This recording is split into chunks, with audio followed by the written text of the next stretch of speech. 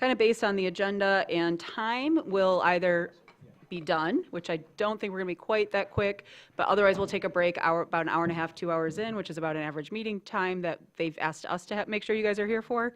And then we'll take a pause and you can get signatures then. So we'll be clear about it. We're not going to make you wait till a really long meeting goes on, but we are going to make you sit around for a little bit of it before we take a break. So just to give you a little heads up on what to expect. Y'all should have went to the ad hoc committee meetings. The ad hoc committee meetings, if you ever have that chance again, are about 20 minutes.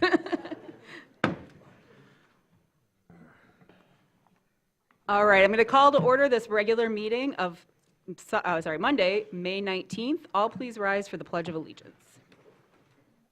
I pledge allegiance to the flag of the United States of America and to the republic for which it stands, one nation, under God, indivisible, with liberty and justice for all. We begin, as always, by acknowledging the land on which we gather is the territory of the Ottawa and Chippewa peoples who have stewarded this land through the generations. Thank you for your strength and resilience in protecting this land and inspiring us to uphold our responsibilities to do the same. And with that, I will turn it over to our City Clerk, Benjamin Meritat, for roll call. Yes, and good evening, Commissioner Anderson. Here. Commissioner Shaw. Here. Commissioner Stanley. Here. Commissioner Treadwell. Here. Commissioner Werner. Mayor Pro Tem Wilson. I'm here. And Mayor Shamrow. Here. All right, and we'll continue this with announcements from the City Manager. Thank you, Mayor Shamrow. I do have a few announcements this evening. I want to thank everybody who attended the Community Summit that just ended about an hour ago, and those who stayed engaged throughout the entire strategic planning process. We're going to hear more about that tonight. Some recreational updates. This Saturday, the Clinch Park Splash Pad is slated to open for the season, and the disc golf baskets have been installed at Hickory Hills. Maintenance of one of our primary settling tanks is happening this week starting today, which will require moving of one of the tank covers at the wastewater treatment plant. To mitigate odors, they're going to be sealing off the covers at the end of each day. Fortunately, the winds will be coming from the north to northeast most of the week, but just there may be some odors. The 31st Annual Smart Commute Week is June 2nd through 6th. This is a fun-free celebration that encourages community members to cycle, walk, bus, and carpool with daily free breakfasts for smart commuters. I wanted to touch high level on two of the consent calendar items that are before you tonight, Commissioners. Item 8 is an exciting multi-jurisdictional project to improve water pressure at the Commons. Work has been done between the city, Garfield Township, and the Joint Rec Authority's Historic Parks Barn and the county's Brownfield Authority. It's been an excellent example of intergovernment collaboration. And item 9 is a purchase order for street painting. I just wanted to let you know that the city has received feedback from commissioners and the public to look into improved markings, particularly at crosswalks and the symbols such as bike sharrows. So we are looking forward to bringing some of this work in-house so that we can make those improvements more timely. Officially incorporated on May 18th, 1895, the city of Traverse City turned 130 years old yesterday. Happy birthday. Yeah, that's right. I forgot it was during And COVID. last but not least, the city offices and governmental center will be closed on Monday, May 26th in observance of Memorial Day. Thank you. Fantastic. Thank you. And now announcements from the City Clerk, please. Yes, I've got some meetings to announce for this week, the week of May 19th. The Planning Commission will meet on May 20th. That's Tuesday, May 20th at 6 p.m. in the Commission chambers. The Arts Commission will meet on Wednesday, May 21st at 3:30 p.m. in the committee room, which is on the second floor of the Governmental Center. And we do have a number of volunteer opportunities for folks who might want to serve on different city boards and committees. They include the Downtown Development Authority Board, Local Officers Compensation Commission, Parks and Recreation Commission, and Brown Bridge Advisory Committee. Anyone interested in serving is encouraged to contact the city clerk's office. And then just a general announcement that we do have packets for those interested in running for city commission. Those are available in our office. This as well with some really amazing students from around our area. I also got the award when I was in 5th grade. I'll just put that plug out there. I just wanted to also say that our own Lauren Tribble-Lout, our city attorney, who is not here this evening, but one of her children was honored, as well as some other people from our community. But I thought that was a nice way to see somebody outside of a meeting. So with that, I will read this declaration proclaiming May 19th as Youth Appreciation Day. Whereas the Traverse City Optimist Club has designated May 19th, 2025 as Youth Appreciation Day, and the future of our community, nation, and world rests in the hands of our youth, whose energy, creativity, and determination continue to inspire positive change. And whereas young people embody the promise of a brighter tomorrow through their ambition, passion, and commitment to growth and innovation and learning. Sorry, I left that out. And whereas Youth Appreciation Day provides an opportunity to honor and recognize the vital contributions of youth to society and to engage them in pursue their dreams, express their talents, and engage in activities that foster personal development and the well-being of others. And whereas the importance of supporting, empowering, and nurturing the potential of young individuals cannot be overstated, as they are the leaders, creators, and change makers of today and tomorrow. Whereas the importance of supporting, empowering, and nurturing the potential of young individuals cannot be overstated, as they are, oh, sorry, I just reread that, sorry. Whereas communities across the country are encouraged to celebrate the accomplishments, aspirations, and potential of all young people, while also providing them with the resources, opportunities, and guidance necessary for their continued success and growth. Now, therefore, I, Amy Shamrow, Mayor of the City of Traverse City, do hereby proclaim Monday, May 19th, 2025 as Youth Appreciation Day in recognition of the invaluable contributions of young people and their vital role in shaping the future. I, along with the Traverse City Optimist Club, call upon all citizens to join together in celebrating the spirit of youth and continue supporting their growth, development, and achievement. And I look around all the students today, many future leaders, whether you know it or not yet. And so I'm very glad that many of you are here today while we give this award over. So I'll let you know, say a few words. Here you are. Thank you. Yeah. Yes, this is one of our hands-on projects that we do and include families and children to this. Fifth graders are honored. They are voted on usually by their peers with, in accordance with helping with the teachers and also principal staffs. So the entire Traverse City School District was invited, and we had a little over 100 people today. So it was a joyful day, and it was very nice to have our mayor there. Thank you, Amy. Thank you. I did a better job reading the proclamation there. Sorry about that. Well, thank you, and we get to continue to kind of honor more in our community today. And I see our friends out there for safe boating, so I'll invite them in. Thank you for joining us. It's always a pleasure to do this one.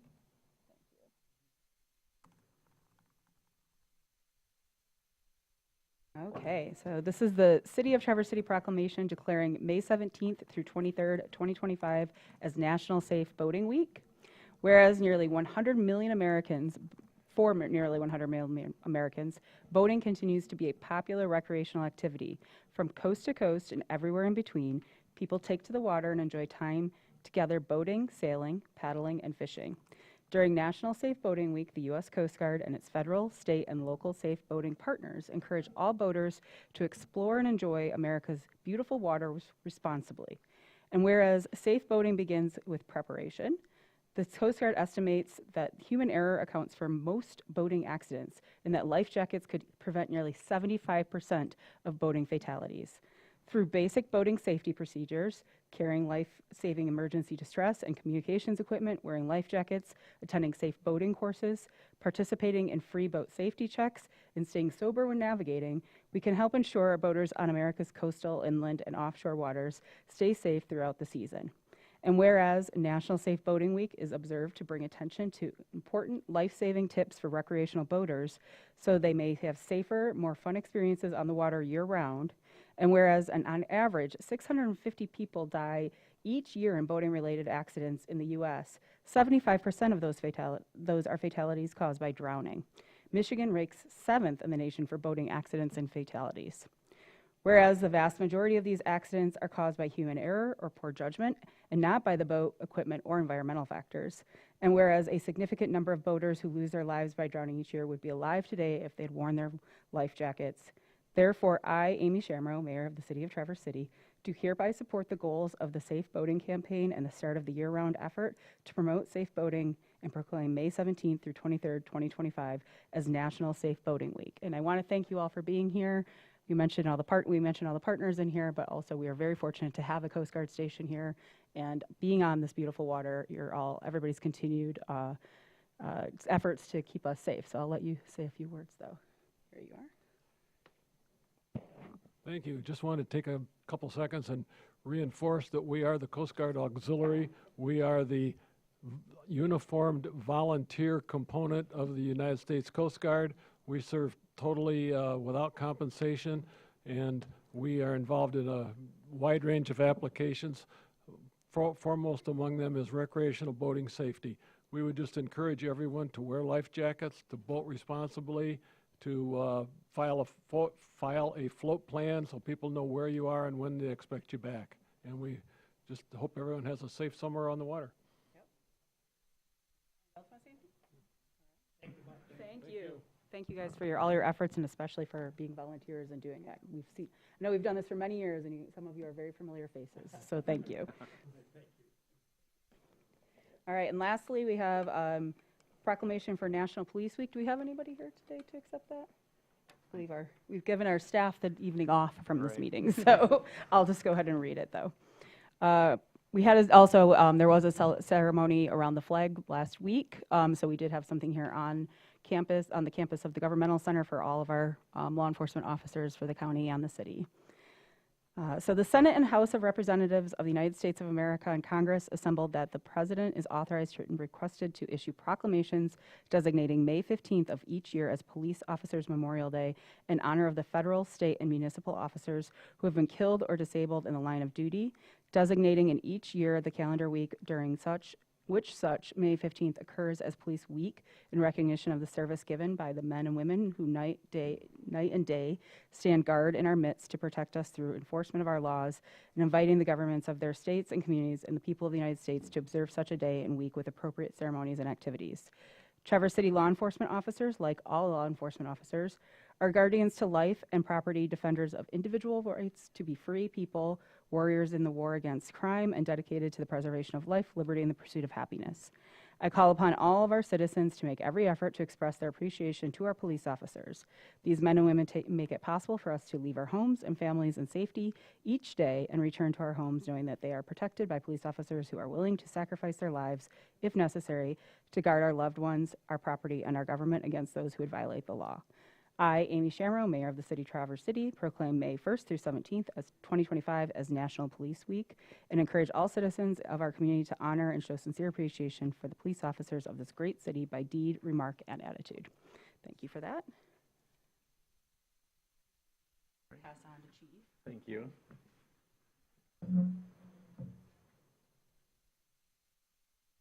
So some nice reminders of all the diverse kind of community efforts in our area today. So thank you for everybody for taking that moment. And now with that, we will move on to our consent calendar and get back to business here. Yes, the purpose of the consent calendar is to expedite business by grouping non-controversial items together to be dealt with by one commission motion without discussion.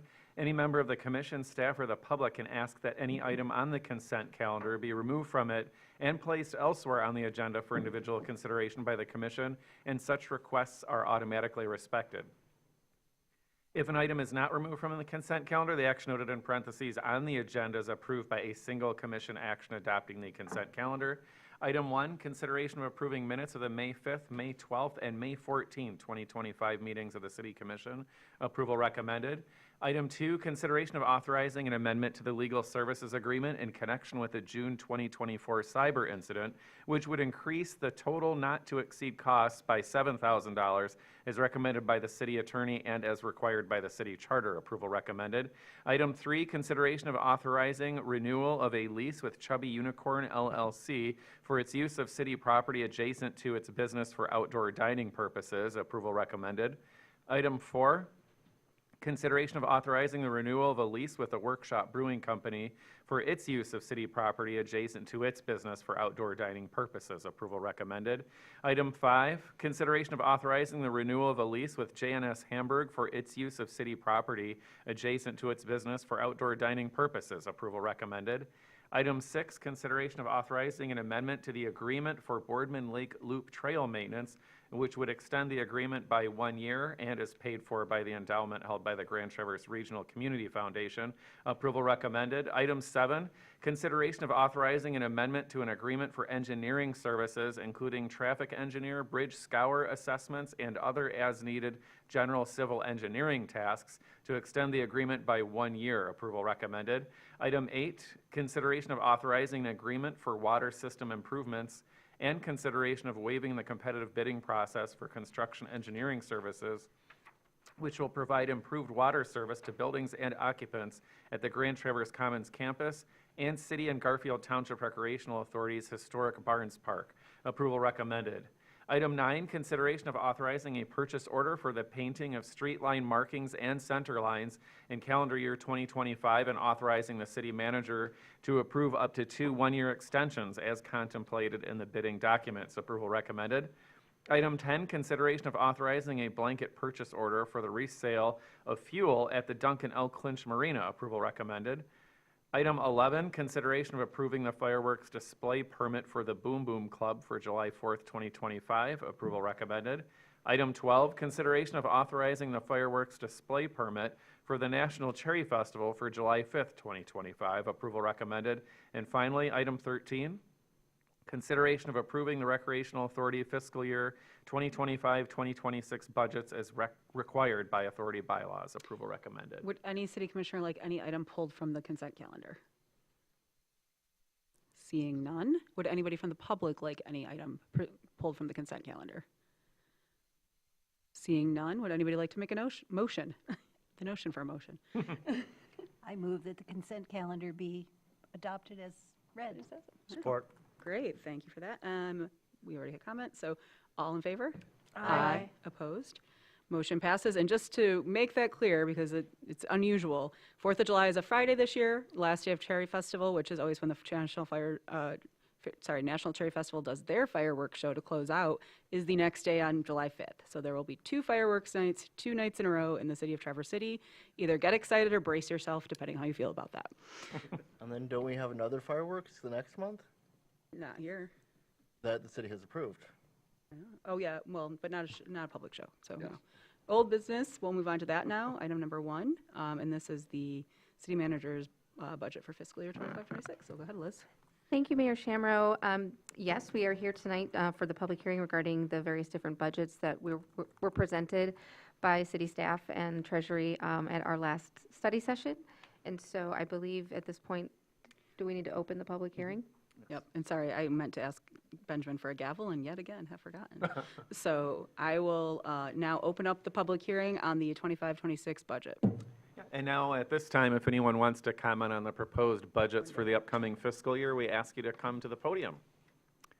Anyone wish to comment? All right, great. We've got someone coming, and I'll just state the rules for public comment for every agenda item tonight.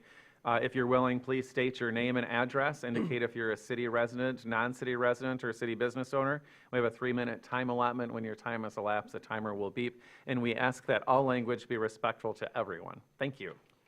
Fred Bimber, 1223 Randolph Street, city resident. I emailed to the city commissioners a letter this afternoon. I'll emphasize just one point, and it's the biggest point.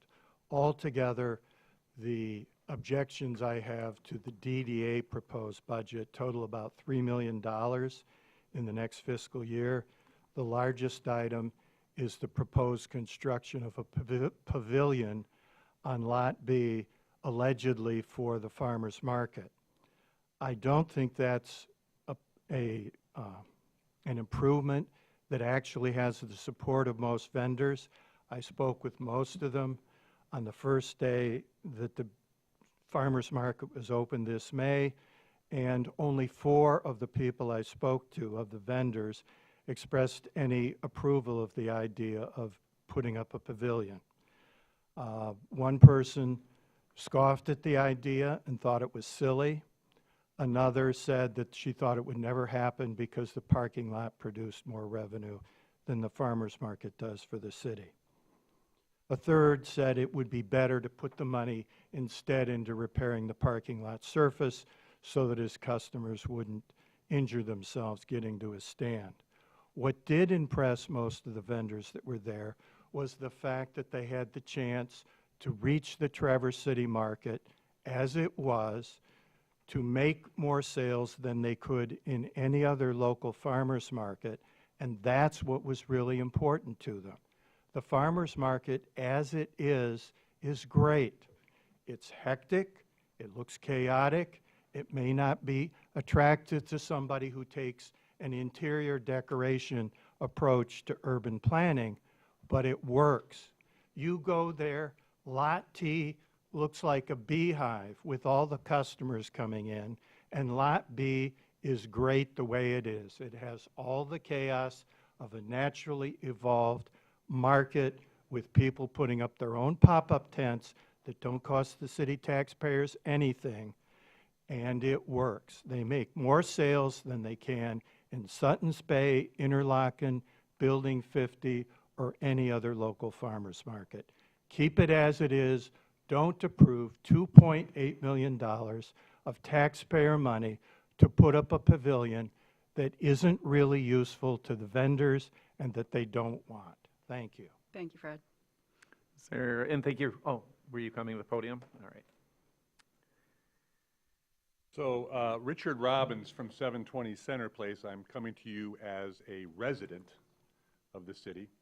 I have recently had an opportunity to do a lot of cycling around our state. One of the key areas I cycled was Holland, Michigan, as well as Ann Arbor last week when I was in Lansing lobbying the legislators for better cycling infrastructure.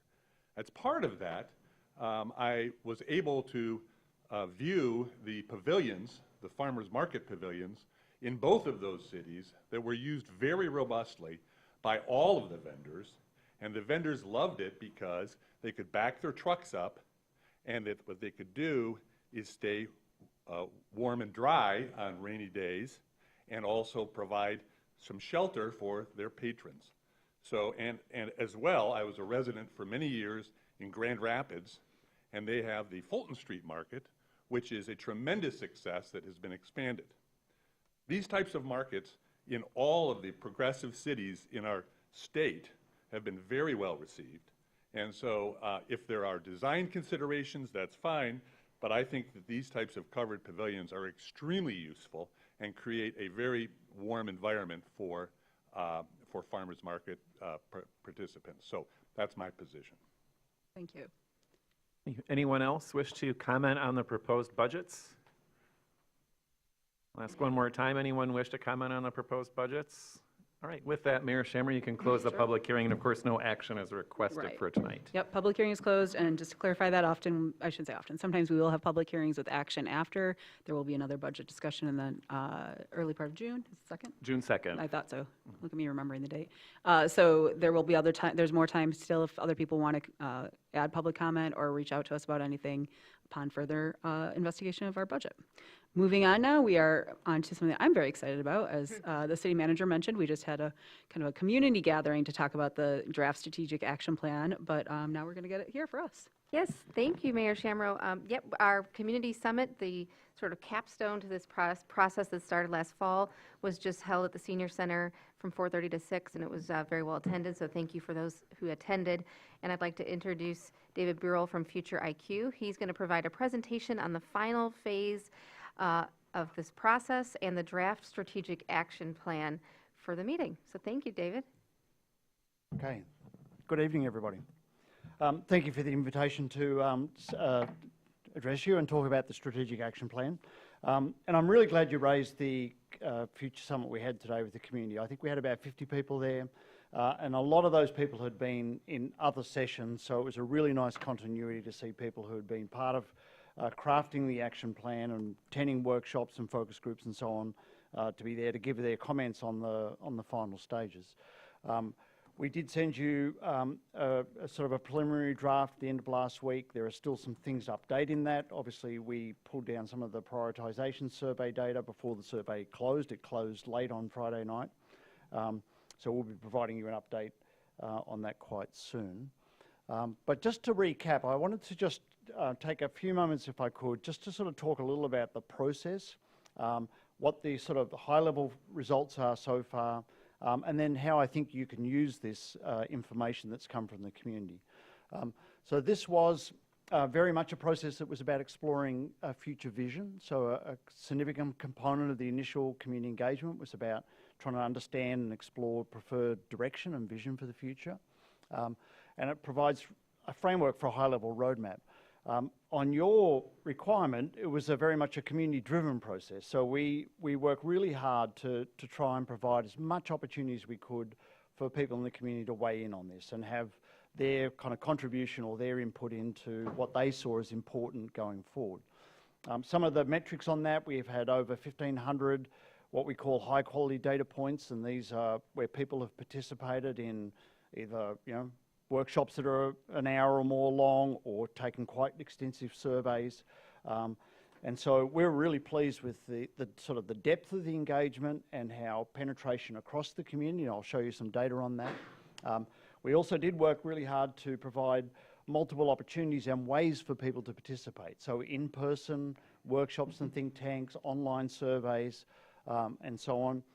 And we're really reaching the point now where I think what's coming into focus is a set of priority ideas that the community has identified as important, and they're there for your consideration as a commission and as staff in the city. In terms of engagement, we had multiple events and over 1,500 people, as I said. One of the questions that often comes up in these type of processes is, which is where you're going to be making decisions or budget allocations or recommendations based on the information that's come out of this. People want to know that, is the data representative? Is the input that was received, does that really reflect the community, or has it got any biases in it? And I put this data together just to show you at the level of the 2 surveys we did. So we did one big community survey, and we've just had a very recent prioritisation survey that closed on Friday. On the left-hand column, you'll see there's the age breakdowns in the community, so the 10-year increments. And then the number of people in the 2003 estimates of the population in Traverse City. You can see there, if you take out the under 19s, because we had no survey responses from that group, so taking that out, we have about 12,000 residents in the community. And the percentages are then broken down by age group. So if you look at the column that says Survey 1, that tells you the number of responses from each of those age groups and the percent. So you can see in that the sample slightly oversamples the 60-plus population, right? And that's not uncommon that people in that age group tend to participate in these type of surveys a little bit more aggressively. We're slightly underrepresented in the under 50s sort of age category. But I think what balances this is that we had a predominance of people in that 30 to 50 age group who attended the focus groups where we developed the actions. So I think on balance, we've got a really strong representation. So the main survey was 10% of the population participated, and I think we've got a good balance of perspectives of different demographics. In the report, don't expect you to read that, but in the report, we've broken out the, did some analysis on open-ended responses, and by age group, we looked at what were the key sentiments that people reflected, what were the key differences of those groups. And I think why I'm showing you this is that in crafting a strategic plan for a city or a large community, you know that there are different parts of your population. There are people who are at different phases of their life or live in different neighbourhoods, and they may have slightly different topics that are important to them or priorities that they want to bring forward in a process. So what we've tried to work in this process is to make sure that those different pockets are represented. So, we very intentionally understand the data from different neighbourhoods and different age groups. So we've broken some of that out in the report. We feel comfortable that we did scan that, and the issues that are important to various sections of the population are represented in the action plan. I'm going to just show you an example, then I want to sort of move to the prioritisation survey. As you know, I've presented this before. We've been working on these 6 key focus areas, which we call the strategic pillars. These were developed at the strategic roundtable we held with stakeholders and community residents. They were built out further in focus groups. So for an example, we had one pillar was around proactively managing urban design. We had a focus group work on that extensively. From that input, for each of these pillars, we've drawn out 4 of the high-level actions that the people in the community are saying are important. So this is the presenting the ideas from the community.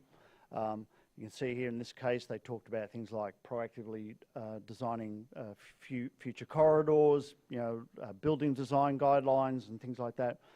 Each of the pillars has these 4 core actions and a bold idea.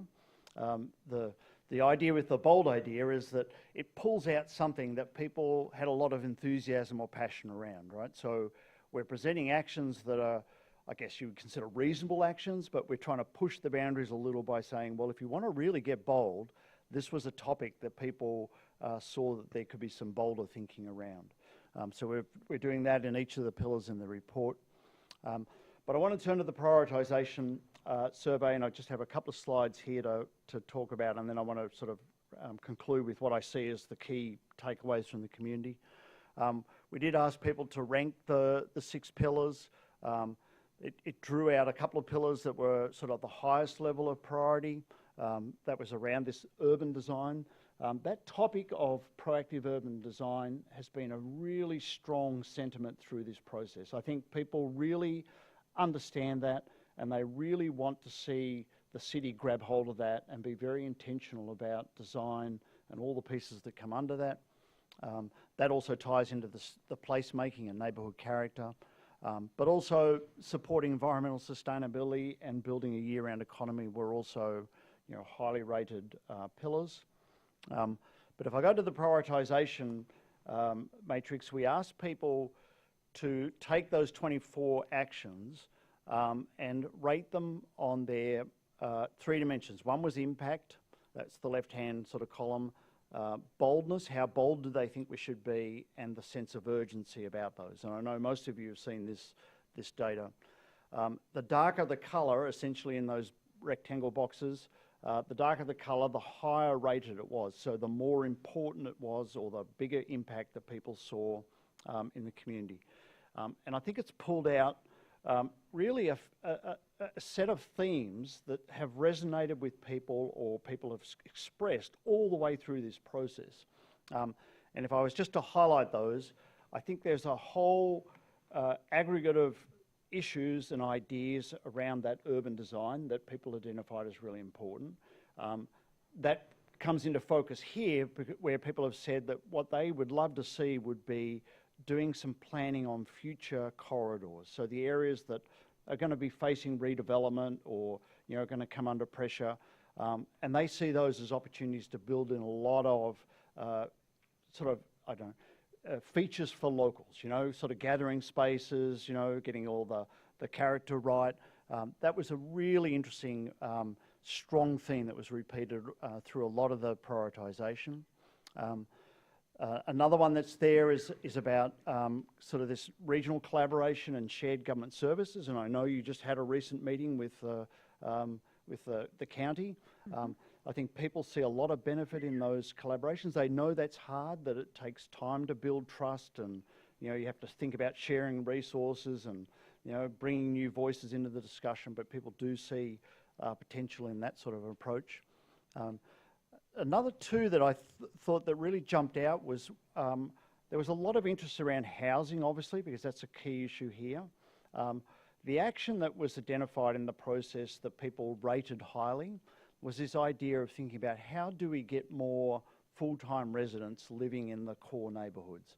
Now, there's a real sort of concern and opportunity. The concern is that those sort of attractive neighbourhoods may hollow out with second homeowners, or, you know, seasonal vacancy. People really want to see those areas be really core, vibrant, sort of, you know, full-time resident type components of the community. I think people have a deep concern the community could drift into being like a tourist town where you're just a prop in a sideshow. I mean, people want this to be a real community, a full community, a complete community. Really tough topic. Like, how do you think about encouraging more full-time residency in your core areas? But I think that's something people would love to see action on. Another one which was really quite tactical is childcare. Came out as actually across the board the highest rated issue, where people see it having potential big impact. They want boldness, and it's urgent. And that's new. That wasn't in your goals and objectives 4 years ago, although you have at different points hit on childcare. But that's come out as something that the community has said, yep, if you're going to ask us, that's what we think. You know, we think childcare is a really important issue.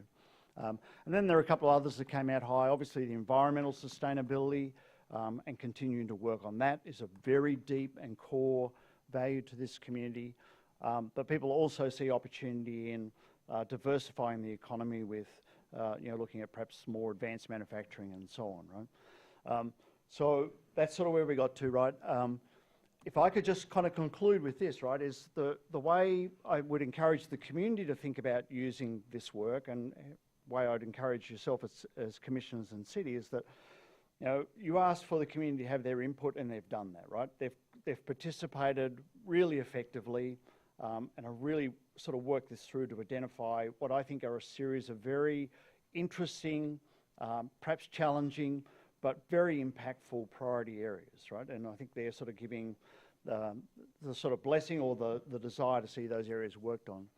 The way I've been talking to the community about it is that what this provides an opportunity for is a framework. It identifies potential new initiatives and focus areas, some of which require more attention and deliberation. Some of these work has already started, but some are new. But they certainly require some sort of thinking and extra work.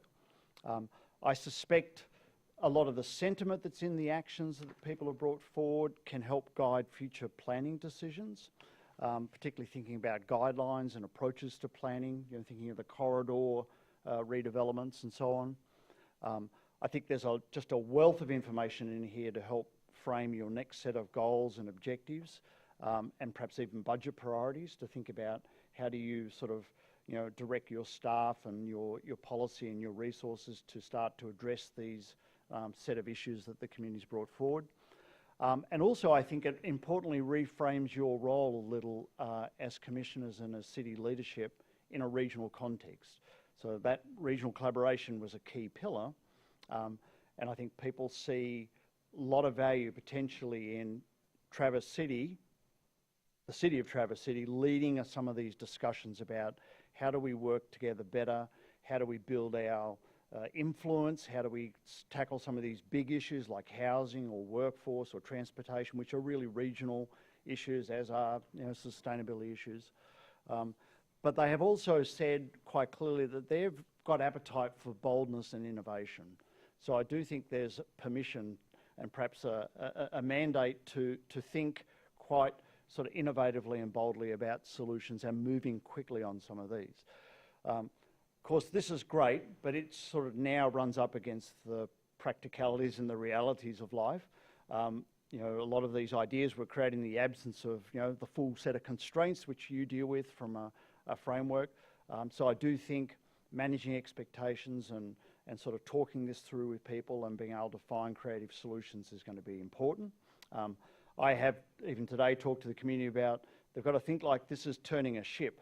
That doesn't happen immediately, right? So, but this set of sort of ideas they've brought forward and their priorities, I do think can guide some of the development and the thinking as you go forward in your processes of decision-making and budget allocation and so on. So I'll leave it at that. I'll just sum up by saying I think this has been a really effective process. I've been really touched, actually, and impressed by the way the community has weighed in on this. I mean, people have come with, aggravation on some issues and concern, deep concern on others, but have really applied themselves to the task of, thinking this through, right? Thinking about what are our choices for the future, thinking about the implications of our direction, what can we do about it, and really working to frame up a set of ideas that are in the realm of aspirational and plausible at the same time. So it pushes the boundaries.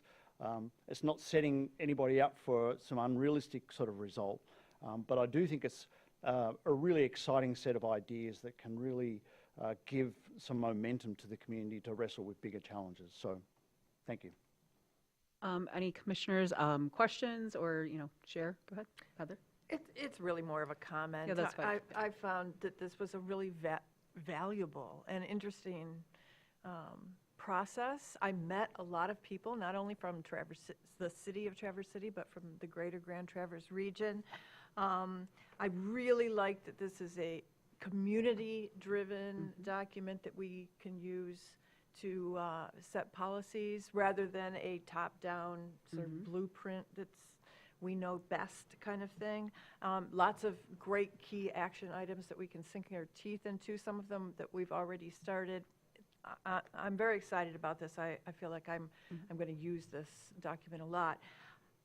However, all day long, we've had jargon problems with pillar number 4. So I have a suggestion for you. Sure. That you call it building a complete community, which is actually kind of the subtitle of the pillar. And maybe switch the jargon out with building a complete community, and maybe get some more interest in that pillar. Yeah, a really, really great comment, and we actually heard that today too about In the morning the and sort of the languaging. afternoon. And it is a sort of a translation, because, I mean, it is a strategic plan, so it is going to hit on, language and philosophies or approaches to, professions like planning and, trends around urban development and urban renewal and, urban design and so on. But we did get the message of this also needs to get translated so that it's very consumable for people, right? And I think we'll do some sort of summary elements of this as well. I mean, it's got a really strong scientific basis, but we also want to make sure that it's easy for people to grasp and understand. But I love your suggestion about Well, like flipping you it. said, it didn't get a lot of interest when it was just the pillar. How interested are you in the pillar? But then when you broke it down into those key action items, it got a lot of interest. It did, So yes. something's missing there. Yeah, good comment, thank you. No, I just wanted to echo that sentiment. I was surprised that the pillar that, all 6 pillars are important, but the one that ranked the least had the highest in urgent, bold, and impact, which is that childcare piece. And we've already started to talk about that in the form of summer camp. And that is actionable. And of course, it may require a budget amendment. After the budget is approved, we haven't identified that in this year's budget, but that doesn't mean that we can't quickly pivot and work with the team to figure out that that is something that the city has done before. But through this commission's direction and guidance, we can make those pivots. And the other thing too is with our neighborhood associations. We've had 3 new neighborhood associations come online just in the last 14, 15 months, and we're working on being more strategic in how we reach out to them. So again, that's a really nice action item that was already fizzling in the background, but now we've got it in front of us that that's what the community wants. So I'm energized. I'm excited to see those move forward. Go ahead. Yeah, don't forget Complete Streets, which Oh, yeah. is all about building a people-centric city. And We already did the budget amendment, right? Yes. Yeah, thank you for that. Any other comments or questions from the commission? Go ahead, Jackie.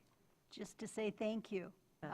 You exceeded my highest hopes for community engagement, and it feels like we now have the tools that we need to be able to set priorities, spend accordingly, make sure that our budget expenditures do align with our community values, because we've got such a clear document that helps us to understand those values. So Yeah. thank you. Yeah, well, thank you, and I'll pass that credit straight back to the community for the work they did. They showed up, they turned out, they contributed, they put their thoughts forward, so the credit's to them. Yes, thank you. I'll just take a moment and say, first of all, David, I thank you as well, and I think how you've handled those conversations shows how staff, I can clearly see why staff chose you all after the interview, and how you kind of interact with everyone, including from us up here to the people in the conversations you held. And kind of just as a general note, it's been said and can't be repeated enough that I'm really excited to have this document to work from that is, I think as Heather said, from the bottom up instead of top down. It's not us guessing and having the community affirm or push back. It's coming up from the community. We had a presentation from Barry Dunn a couple of months ago about kind of how our commission interacts and does things. And I remember one of the statements was, hey, as long as you're on board for this as a commissioner for like 80% or more, this is a great plan. And I think that's the key too, is every single one of us might not agree with every single point as was made, but this is what our community has told us we wanted, and it's a really important document to have. No one, including our former city manager, can remember the last time we did something like this. So we're setting a really good precedent too, because this is a 10-year plan, but as you've said throughout, I just wanted to reiterate that, as you've said, checking in constantly, but especially at 5 years and doing, so this isn't just something that's gonna, I don't think we'd say it would sit on the shelf as it was, but it's also meant to be living and breathing. And so I appreciated that sentiment as well. I just wanted to, and I'm going to say this because there's a lot of students in the audience, is anybody in TAC Ready's class? because you can get extra credit if you make a public comment. Benjamin and I were in class when he said that. And so because we were talking about jargon and vernacular, which are also two great words, I just wanted to kind of summarize some of what David up here was saying in case you wanted to maybe comment on this item. There's not an action on it, but because it is our strategic plan and it is a community engagement feature, I am going to allow for public comment. So some of the major issues or things that we need to address that came up that David was highlighting are creating spaces for people, making more people-focused streets or ways to get around, housing, cost of housing, availability of housing, what our neighborhoods look like, full-time residents, childcare, environmental impacts. We have our own utility. That got brought up. It wasn't as high ranking, but we have, what can we do with that to protect our environment, both as having a utility and just being a location on the water, diversifying our economy. And one of the things that David didn't touch on as much today, but did at the presentation before this, is working on sustainable tourism. It was, I think Heather should pointed it out at the last presentation. We're kind of, I won't say we're well ahead, but we're on a good pace for some of these items that we just are going to continue to improve on. But tourism is something that was noted that we're a little behind where we should be. And by sustainability, it's both environmentally sustainable, but also economically and community sustainable, so it doesn't overwhelm us. So I just wanted to do kind of a, hopefully more layman's summary of that. No offense to you, David. But in case any students wanted to make any public comments on this, because you are the future, as we had in the youth appreciation statement, and others, whether you choose to stay here or you come back here one day or whatever, if you want to make some public comment, you can be heard as part of this process now too. So, yep, David, we'll let you retreat. And so with that, even though we do not have a motion, I'm going to open it up. Does anybody, and it doesn't just have to be students, I'm just pointing out that they can get extra credit if they want. When your page is signed, we'll make note you said something. But anybody at all, general public or students, want to make public comment about the strategic plan presentation and what was here tonight, if you took part or anything you want to share. Come on. All right. Missing out on extra bonus points if you're in TAC Ready's class, just going to point that out. Thought we didn't sign unless. Mayor Pro Tem Wilson has just made a rule that you don't get a signature unless you public comment. That is a joke. Sorry, I don't want to scare anybody. Sorry. But Benjamin and I presented to several of the classes. Maybe some of you were in them, the face is blurred, but that was reassured that you would get bonus points. That's right. No takers? You guys can walk up together even. Maybe at a future agenda item. Yes, well, we tried. All right, well, thank you, everybody, for listening on that part. There will be more presentations. On the second, we'll have a presentation here to the commission, and we'll definitely be enacting this and moving forward. So with that, we will now move on to the adopted, resolution on design-build contract for the wastewater treatment plant. Thank you, Mayor Shamro. We have reached a really important milestone in this impressive and very big project for the wastewater treatment, primary treatment, and UV projects. And I will, unless you have, I think I'll just turn it over to Art, he's been with us from the very beginning. Coordination efforts with Jacobs, who manage and operate the system at the plant. But some of these components are from the 1930s, 1950s, and 1970s. So it's an exciting project. There's a lot going on. It's a smaller site. It's kind of compact.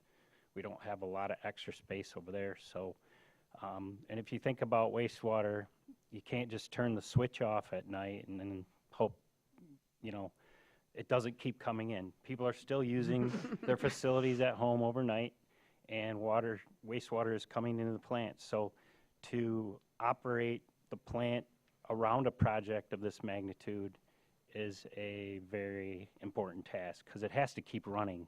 So we have to run it in different patterns and use our, different redundant processes. While we work on one side, we're using the old side, and then vice versa. We'll switch it over. So anyway, this is a project that we've been awarded some funding, thankfully, through the state of Michigan, the Clean Water State Revolving Fund, CWSRF. Initially, we were awarded just over $31 million. Preliminary estimates were around that number. And since we've moved through the process of design and getting to this guaranteed maximum price, with our contractor that's working on this project from the beginning. The prices have gone up. Different elements, have in the marketplace. Bid items have, increased due to many factors. So the fact that the 90% design came in, we actually came in under that when we're presented this guaranteed maximum price. So this is what the contractor is committing to actually build this project. And it's about 1.2 million less than the estimate when we were at 90% design. The numbers are all in the memorandums, but basically the 90% design was $36.7 million. The guaranteed maximum price is about 1.2 million less than that, so it's 35.5 million. So before you tonight, I'm requesting approval of 3 items to continue down this path to success for the project. We have an award, or a tentative award for construction to accept the guaranteed maximum price, and that is in your packet. The reason it's tentative is because we're anticipating a loan closing with the state in July. So following these milestone steps through the process with the state, we have to commit to it before the loan closing, but we're planning on that loan to close, I believe it's July 17th this year. So the approval of the resolution that's in your packet is one request. The next is working through this process with Jacobs involved as helping the city, as well as our consultant, Hubbell Roth Clark. There was an item in the guaranteed maximum price that included upgrading the SCADA integration processes for all the new equipment and new processes that we'll be bringing into this project. So SCADA is an acronym. Not many people know what it means, but it's Supervisory, Control, and Data Acquisition. Basically, it's like the computerized watchdog for the plant. It's monitoring all the processes, and all that information is coming into this computerized model. The operators can use this system to operate the plant.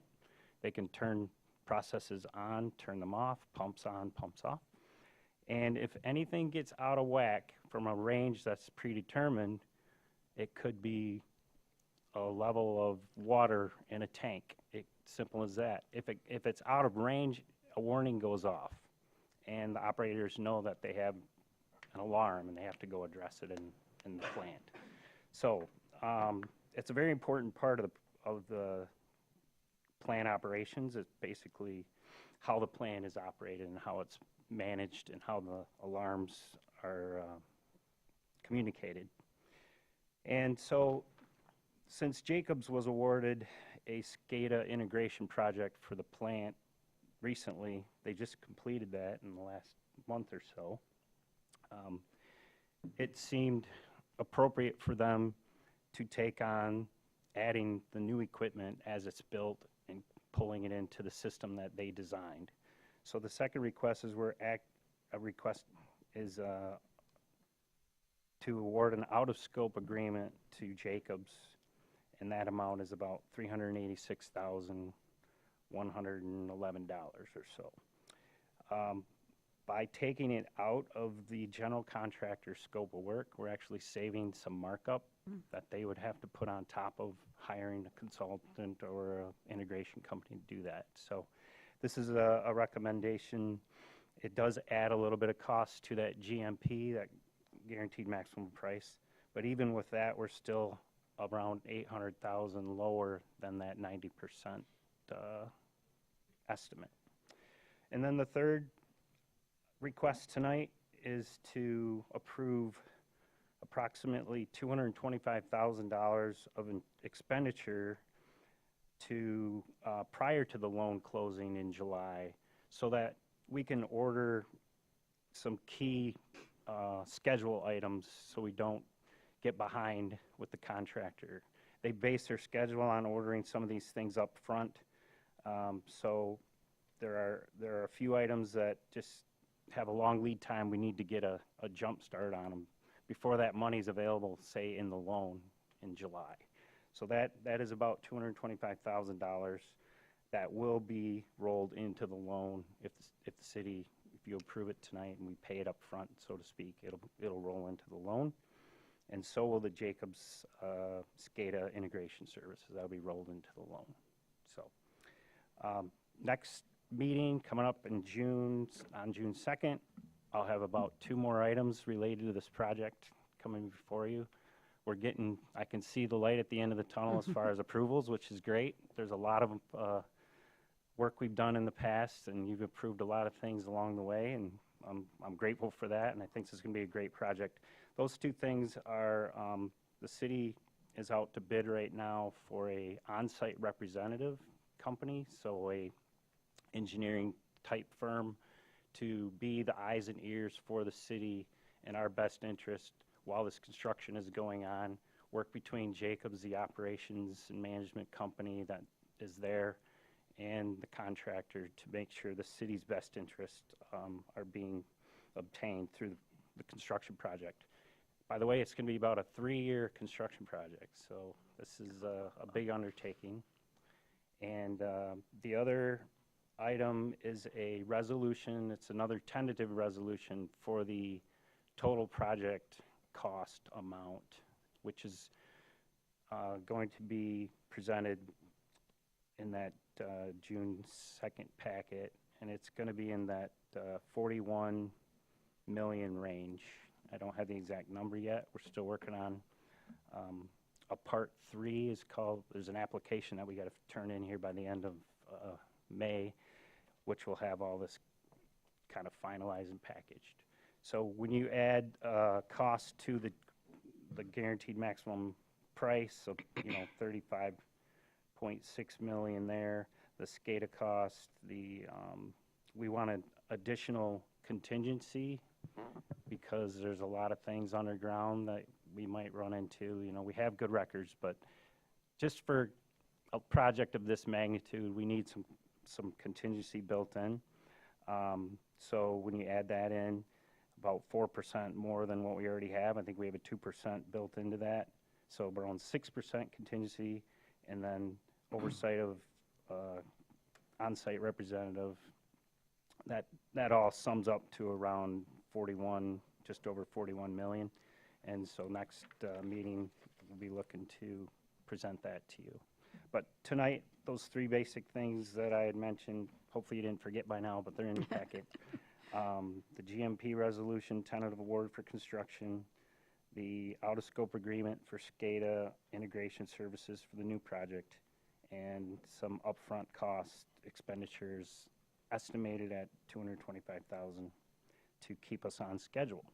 So with that, I'll open it up to any questions if you may have. I know Benjamin wants to make a clarifying point, and then we'll have some questions. I just wanted to add, just because we don't see these types of contracts very often, and the resolution for the tentative award does actually authorize execution of the contract. So the contract for the roughly $35.5 million piece of this work would not come back to the City Commission, provided, as indicated in the resolution, the financial arrangements with that Clean Water State Revolving Loan Fund go through. So just even though it says tentative, wanted to make it clear that the contract would be executed if you adopt this resolution and those financial arrangements are satisfied. And I just had one more technical question, and then I'll open up for the generals. Art mentioned that this was also for the $225,000. Is that then included in that? Because the only number that's outlined in the motion is $386,111 as Art rounded it up to. No, it's the $225,000 is in addition, and the motion does. It's included in the other parts because Right. it's not spelled out though in the motion that particular figure. You are right, and. Or do we need to give you a minute to? Yeah, massage that's that? Okay. Just making that thank you, point. good point. Don't want you guys to have to come back and have a special meeting the day after Memorial Day just to add some numbers. So with that, Benjamin's massaging that. Does anybody have any questions? Go ahead. Yes. So you say you're going to have this new computerized system dashboard that's going to alert you if you've got high over here or low over there. Is somebody at the wastewater treatment plant at 2 o'clock in the morning?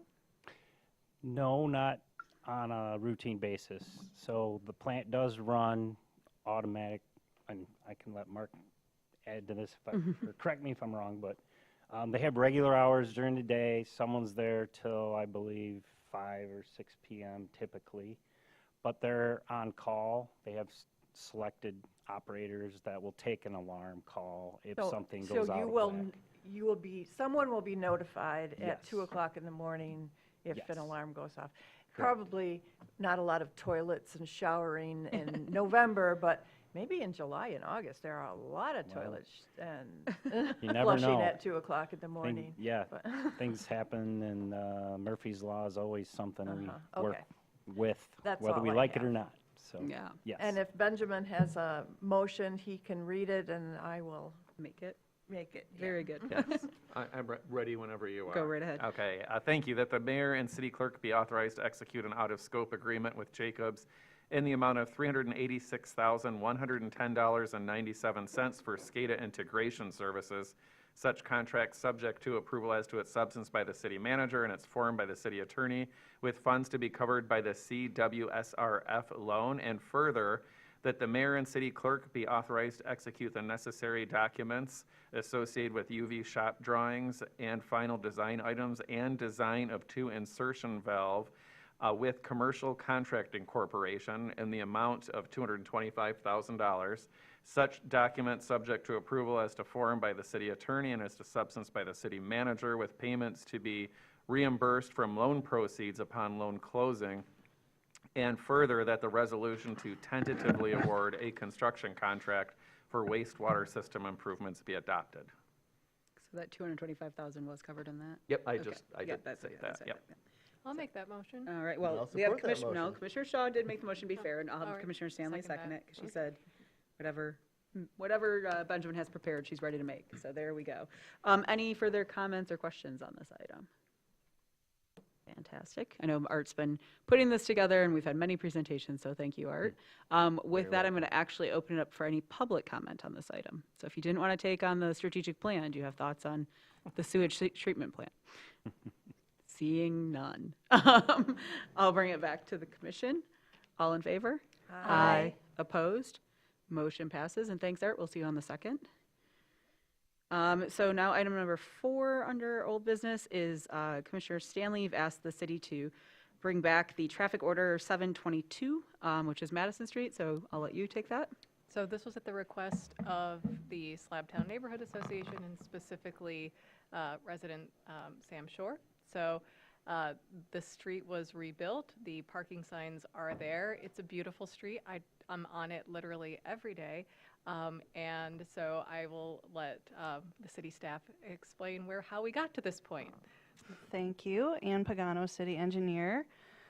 So this item was on the April 7th, 2025 agenda and no action was taken. So we wanted to just explain kind of how we got here. The Madison Street Improvement Project was constructed in 2023 after a thorough public process. The project was approved by the City Commission on January 17th, 2023. As part of the approved project, no parking signs were installed in 2023 on the west side of Madison Street between Front and Wayne to accommodate the neighborhood's desires of parking on one side of the street, reduce impervious paving, and provide traffic calming with the narrowing of the street. The associated traffic control order has not been formally approved, and staff recommends approving the TCO so that the no parking signs that have been in place for over 2 years actually may be enforced. And going forward, we just want to let you know that staff intends to bring these specific TCOs to the commission with our construction contracts, and we'll be doing that with 2 other items that are on the agenda this evening. Great. Any questions for staff on this? Oh, go ahead, sorry. Commissioners and community, my name is Deb Allen. I'm the Assistant City Manager and also the Chair of the Traffic Committee. And as you know, we've been working diligently with a lot of the department heads that are involved in managing our street projects to clean up some of the things that may have been missed in the past, and this is one of those items. It's just really a cleanup issue, and I'm very pleased to see that we're coming up with better processes to avoid these types of situations going forward, so I appreciate your support. Fantastic. Now, any questions? Sorry about that, Deb. Appreciate that clarification. All right. Seeing none, then I'm sorry, can I get a motion, please? I'll make the motion that the traffic control order 722, which prohibits parking on the west side of Madison Street between Front and Wayne Street, be permanently adopted. Support. Thank you, Commissioner Stanley and Mayor Pro Tem Wilson. I guess now I'd say any further comments on this one? Seeing none, any public comment on this item? Oh, we got somebody here.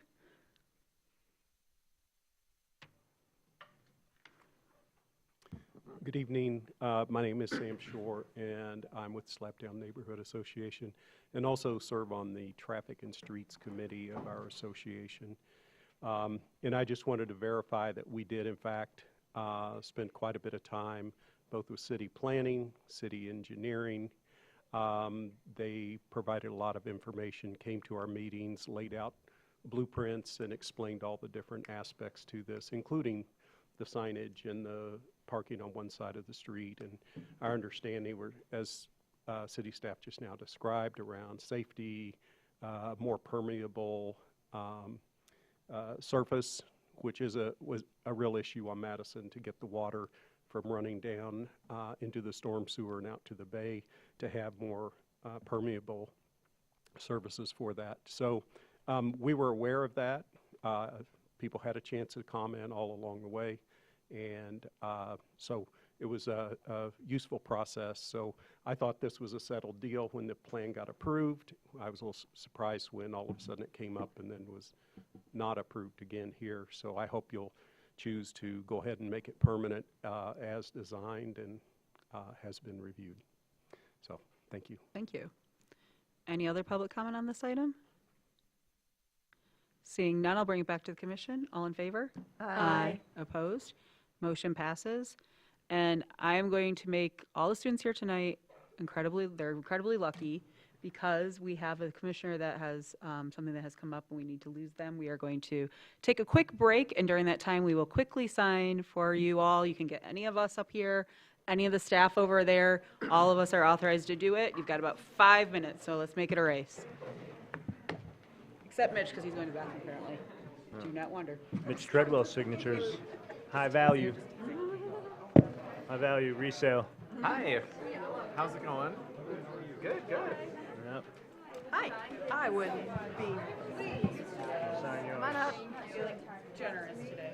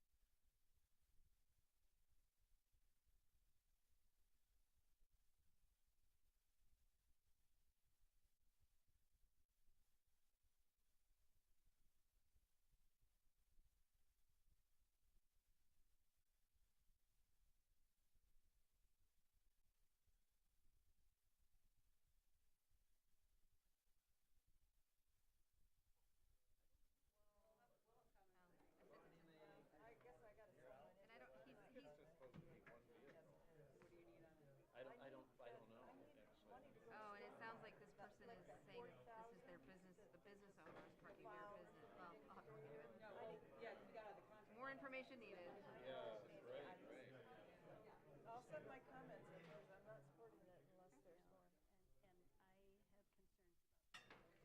Well, now, if we, Watch, tune in. Tune in, type in your comments.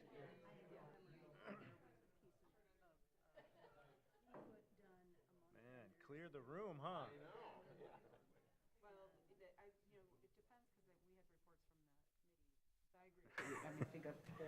Meanwhile, we had an ad hoc that had only one interview for one seat. It was like 10 minutes. They could have come to that. 10 minutes, there was 3 kids in there like, huh.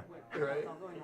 So I made them hang out for a minute. And Were hear some us of these talk. chairs added before we got here? I don't know. It looks like it, yeah. so if we approve the budget, Or actually, is that the last that we see? Oh, yeah. Well, Oh, that's, right. Well, that's important. we're below capacity We'll now. double check, but usually Yeah. that's how it is for a lot of this. Might be the stormwater might already go through the money that's already been moved because it's out of one of the funds that doesn't need supervision, but it's in conjunction with the city plan, so that's because they're already gonna do that parking lot no matter what, so. Like the highest of level? But yeah, ask those clarified questions, but that was Can't my get understanding. higher. Sorry. All right, well, I'll ask about the farm plan and. Because it's one committee to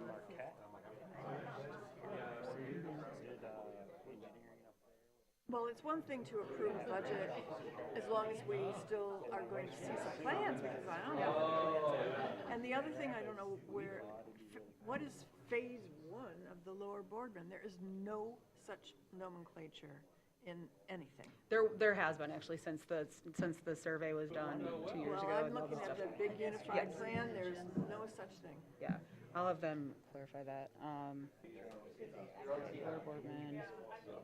Happened like 4 years later. Because there'll never be a time to do the whole Boardman at once. So the phase 1 is kind of that initial of the parking lot and all of that. So I'll have them add clarifying. Farmers market plan, and then you wanted final approval of farmers.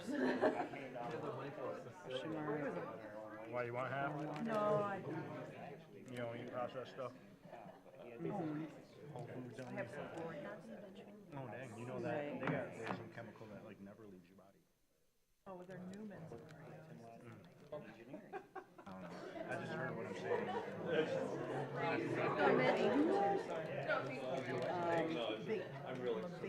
Oh. I'm filled with Well, I mean, we're looking for Arrow.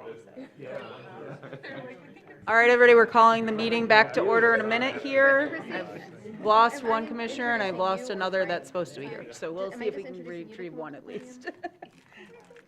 Oh, okay. I can do that. We have a quorum though, right? Commissioner, I believe. Mine did. Oh, yeah. She left all her notes sitting over there. Yeah, I leave my notes. Those are for me.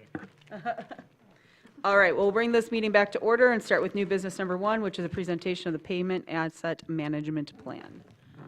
Thank you, Mayor Shamro. Tonight we have Frank Deturi, our Department of Public Services Director, and Chrissy Black, our GIS staff member, our asset management. They're here to give the pavement asset management report this evening. So take it away, Frank. Thanks for the opportunity. Frank Deturi, Director of Public Services, and I just wanted to point out all the folks in the room that have been contributing to the effort. So Chrissy Black, she'll be coming up here. Don't get to see her very often. Tristan Graham, Tristan, you see Chris Weber behind me from Streets, has contributed to this. Ann Pagano, engineer, you know her very well. Zach Cole, here's Zach, and Art in DMU. So, and the assistant city manager also.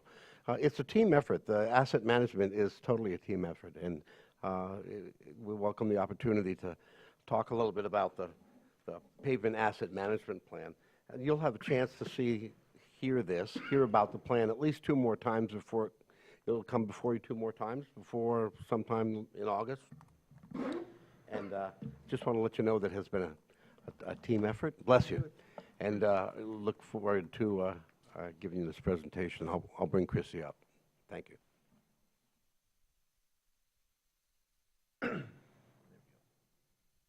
good evening. As Frank said, I'm Chrissy Black. I'm the asset management analyst for the city, and I've been with the city for just over 21 years.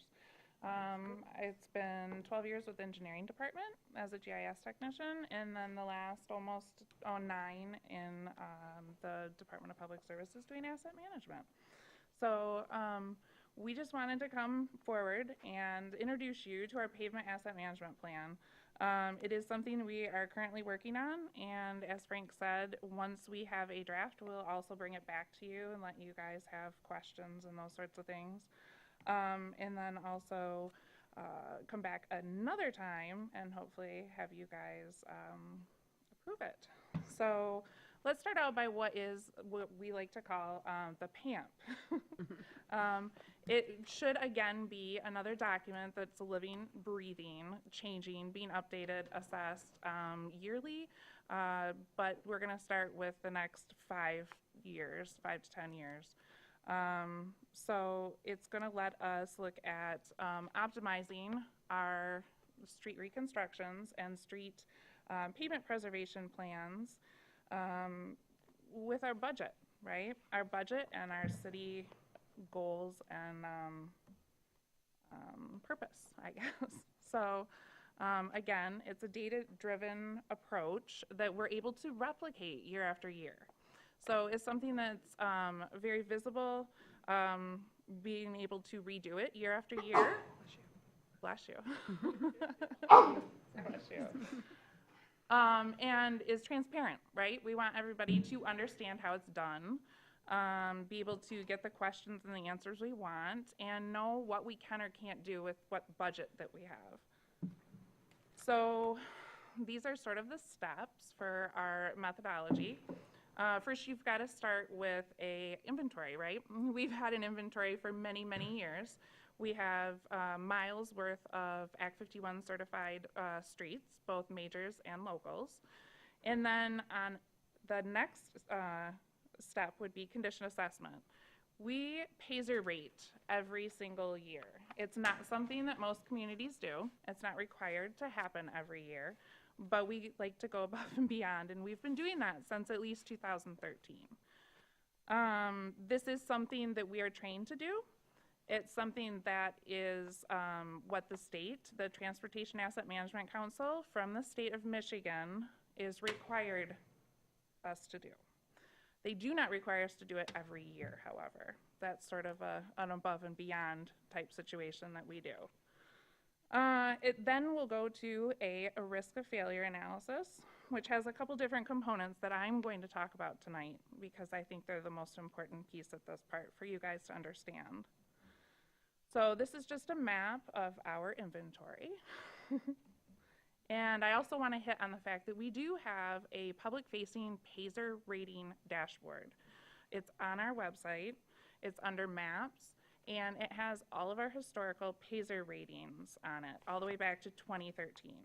You can go street by street. You can click on a street, and it will tell you all of the previous ratings and each year.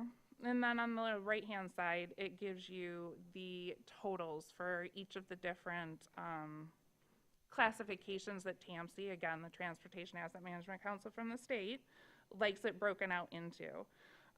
These are the different conditions that tell us like what treatments we would want to do for each road. So I encourage everybody to go out there and check it out. I think it's pretty cool. Okay, so the first piece of this risk assessment that we're going to do is the probability of failure. This is where you ask the question, how likely is this road that it's going to fail, right? So we already do these Paiser ratings, which are wonderful, and again, they've been proven and pushed by the state, so it's an industry standard in Michigan. So if you look at the top of this, in the top right corner of this slide, it gives a table. Based on the Paiser rating of each segment or block of road, we are going to assign it one of these probability of failure rating numbers. And then once we do this, we are able to decide, you know, what is it? as far as the probability that it will fail.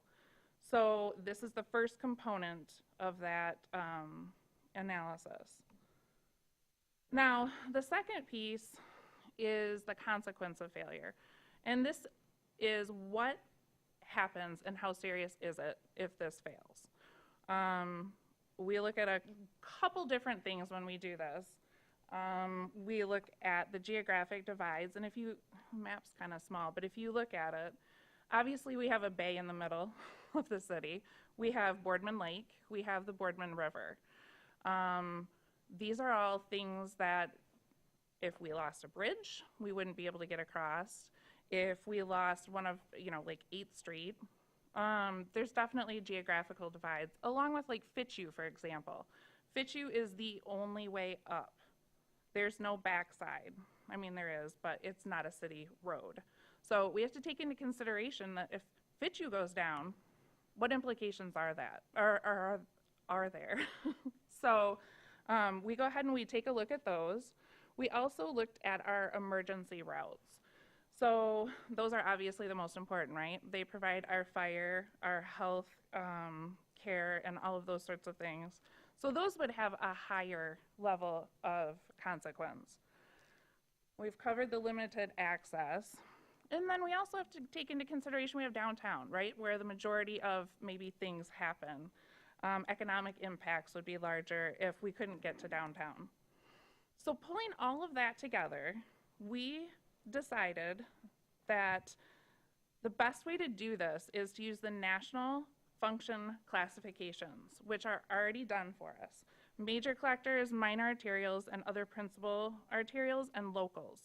Based on that and whether one of those is or is not an emergency route, because again, life, health, and welfare come first, we assigned these 5 through 1 ratings, okay? So once we have both of these ratings, we take them, we multiply them together, and that gives us our business risk. And that is the risk of failure analysis. With this number, the higher the risk. So once we have that, we can actually map each block of the city in a 1 through 25 on what the risk is if we have a failure of the street. And that helps us prioritize which roads need to be done before others. It's something we can redo year after year. It's all very transparent, and we just kind of wanted to let you guys know it's an industry standard, and the next steps for us will be that we will do this risk analysis, risk of failure analysis, and then once we have that data, we'll start working with our utility projects, right? Because we have capital improvement projects that are water, sewer, storm. And then we also have, again, the mobility, multi-modal mobility plan. And all of these things will be brought into this final report. So you can see what needs to be done. Then we'll bring it back to you guys once we have a draft and show you what we've produced and welcome questions and those sorts of things. And we'll also need to have a discussion about level of service goals with you. So like what percentage do we want of our, going back to the good, fair, poor, what percentage of roads are we okay with being poor? What are we okay with being fair and good? So we have some examples from other communities that have done this, and we'll go ahead and, kind of start with that, but you guys will have some input on what we change as far as that goes. And then once we have that discussion with you, we'll go back, make changes that we need to, and then we'll bring back the final to you guys. So we just sort of wanted to put that out there, let you guys know kind of what we're working on, because I think it's really important. It is something that we are not required to do right now by the state, but we will potentially be in the future. Any community with over 100 miles, which we do not have, of certified roads, are required to do this right now. So we're actually ahead of the game. We've always sort of been a leader in asset management in the state, and I think it's a great step forward. Do we have questions from our commissioners? Go ahead, Jackie. Sure. Thank you. And there's not a motion, so you can make comments too. Sorry. I've, as you know, I've been interested in looking for a correlation between traffic counts and priority for attention.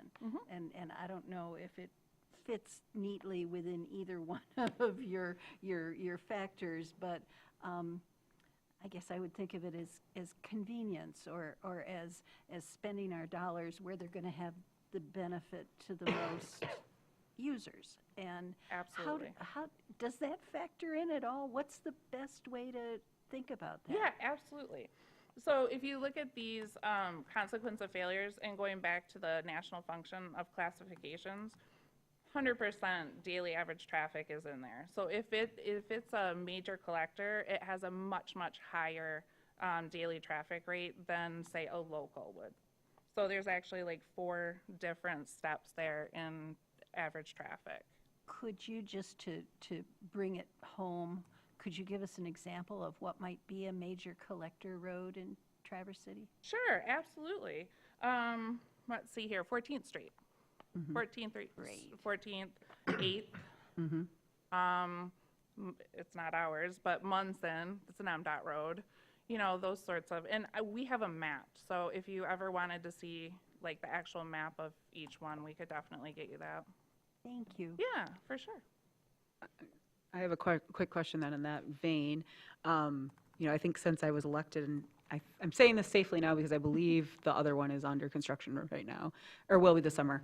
We have certain streets like South Railroad that just got done last year that was pretty much dirt, and East 11th Street, which coincidentally I lived on before I lived right by Railroad, that people have complained about for years.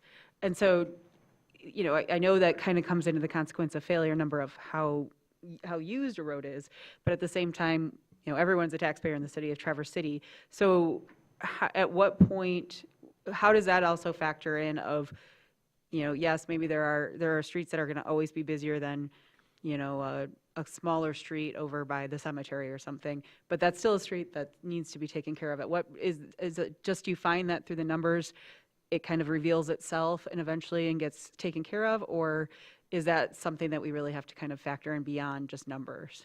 Yeah, so that's definitely part of the equation for sure. It's not simply just we're only going to take care of the major roads. If you have a major road that has a much better PASER rating, that goes back to the PASER ratings. If you have a major road that's maybe at an 8, we're not going to do that before we do a local road that's a 2 or a 3, right? So it's just a portion of the actual equation. And also, too, utilities. Like Madison and Monroe had massive utility needs underneath of them. So even though somebody might say, and the roads were in bad condition, but maybe they weren't in as bad a condition as, say, a different road in town, they had more pressing utility needs. So it will all be coordinated. That's why I think the last thing in there is like the coordination with utilities to guide the order of the streets. And not just our utilities. We're going to talk to Light and Power. We're hopefully going to get input from DTE. The worst thing I can see happen is we have a brand new street and then we dig into it, because that right away brings down the PASER rating drastically. Which kind of happened with Station over about 5 years. Yeah. But I know that's certain things are unavoidable, but Right. yes. So that's good, because I do get people asking about, I live on this section of, let's say, Titus, and they feel sometimes that the perception is, but 10th Street parts will always be done before us no matter what. So that's why I was kind of clarifying that. Yeah. No, that's why for this first piece of the equation, I thought it was really important that we use the probability of failure, because then it's 100% just based on your PASER rating. That's literally just the pavement condition, right? So that'll be like 50% of the equation. Great, thank you. Yeah, of course. And you'll be coming back to us for input on service level? Yes, absolutely. Great. Yep. And Mitch, then Heather. I saw both your hands go up. Yeah, and I'd be interested in having a little more clarity as far as how does, the PASER rating and the classification play some role, but when they finally get scheduled as part of the capital improvements plans, picking on the street not just because I live here and Tim Werner does, but 7th Street is the only road in the city that is rated as poor. It's 2 on the Pacer scale, I see right here, for its entire length. It is the longest section of road listed as poor in the entire city. It is also a major emergency route. It has a school on one end, a hospital on the other end. Yes, it goes through a neighborhood, but it does have much higher traffic loading than most typical neighborhood roads. And it is on the capital improvement plan for 2029. Yes, so that one in particular, I know, Anne, do you want to take this, or, okay. Yeah. Thank you for asking that, Commissioner Treadwell. I had this prepared to talk about 7th Street and 14th Street. We thought they might come up tonight, so we wanted to bring it up. So we've been talking internally.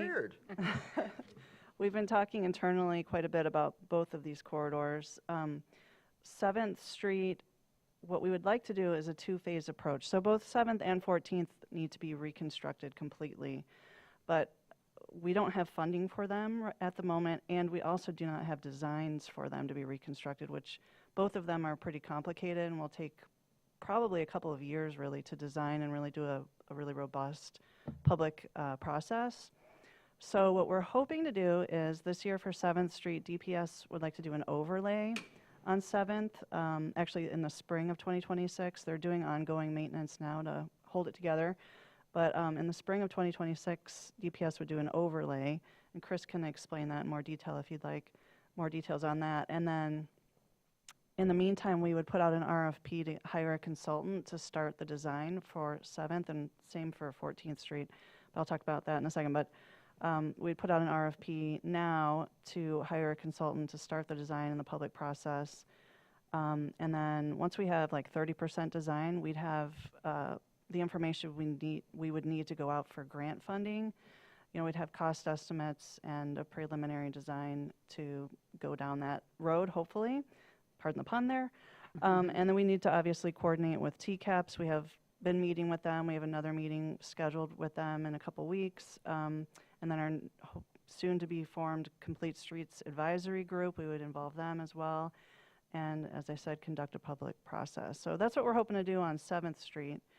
And then 14th is a little bit more complicated. We're looking at more of a 3-phase process on that. DPS could do a thin mill and fill on the drive lanes this fall. So the center lane's not in as, the center turn lane is not as in bad of shape.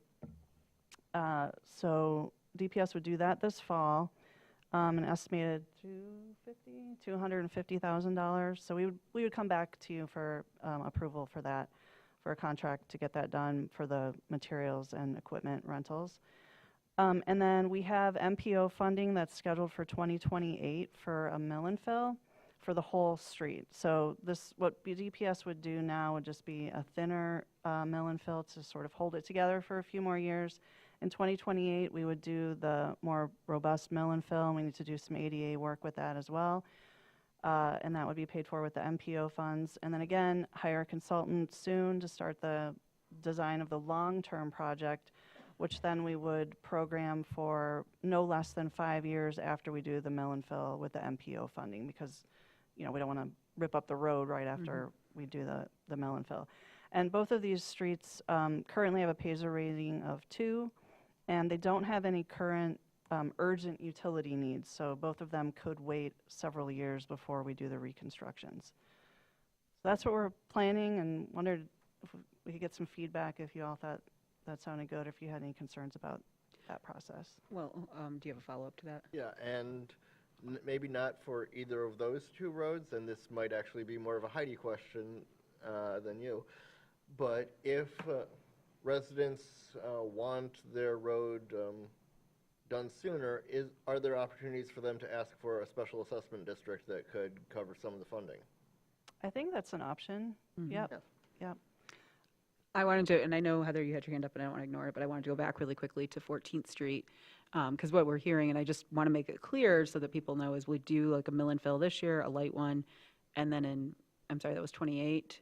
It would be a larger mill and fill, and then from there, 5 years before anything substantial would be done. And I say that, A, so people have a clear timeline right now of what could be feasible. But my question would be that since the second mill and fill would be an MPO funded, if in the meantime, let's say there's a, like we got the Safe Walk to School grants, that something like that came up, or Safe Routes, to School grant.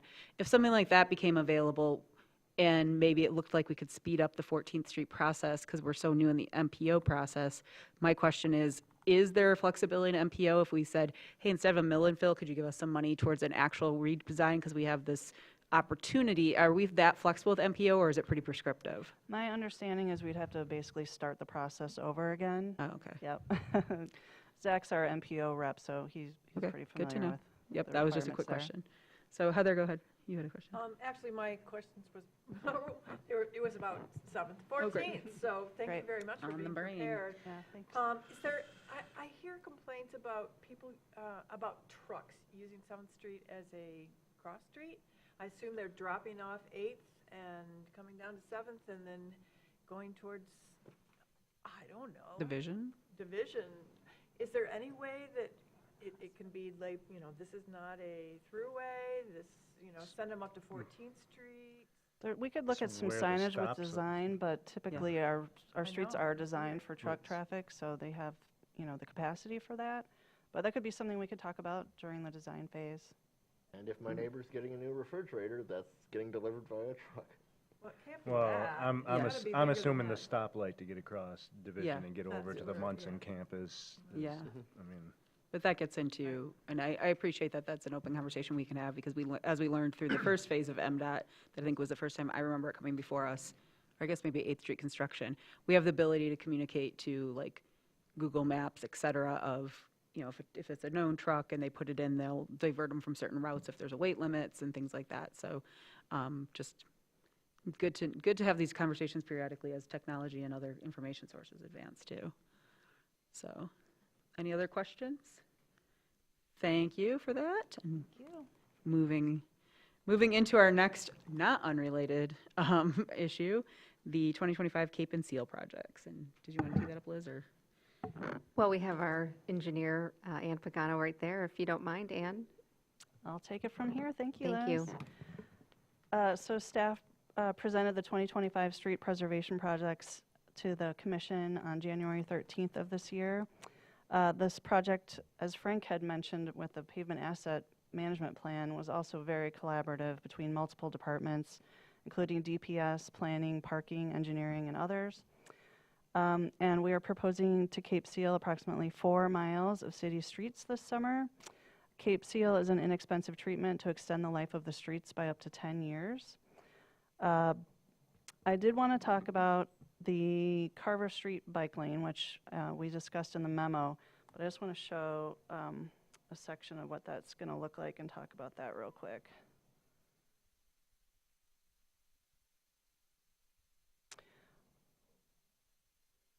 A bike lane was recommended in the mobility action plan on Carver along the stretch of Carver from Garfield to Woodmere. And originally, based on the Pazer ratings, we were only going to Cape Seal from Garfield to Rose because Rose to Woodmere didn't quite meet the criteria yet to warrant a Cape Seal.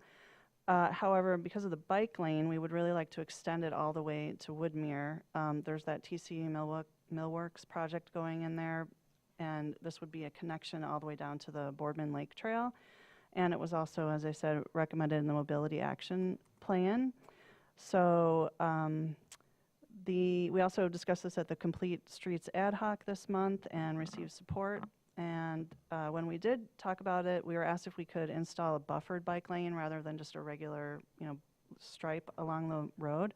So you can see in the section here, this is what we're proposing is our 2-foot drive lane, 2 10-foot drive lanes, 1.5 foot buffer, and then a 4.5 foot bike lane.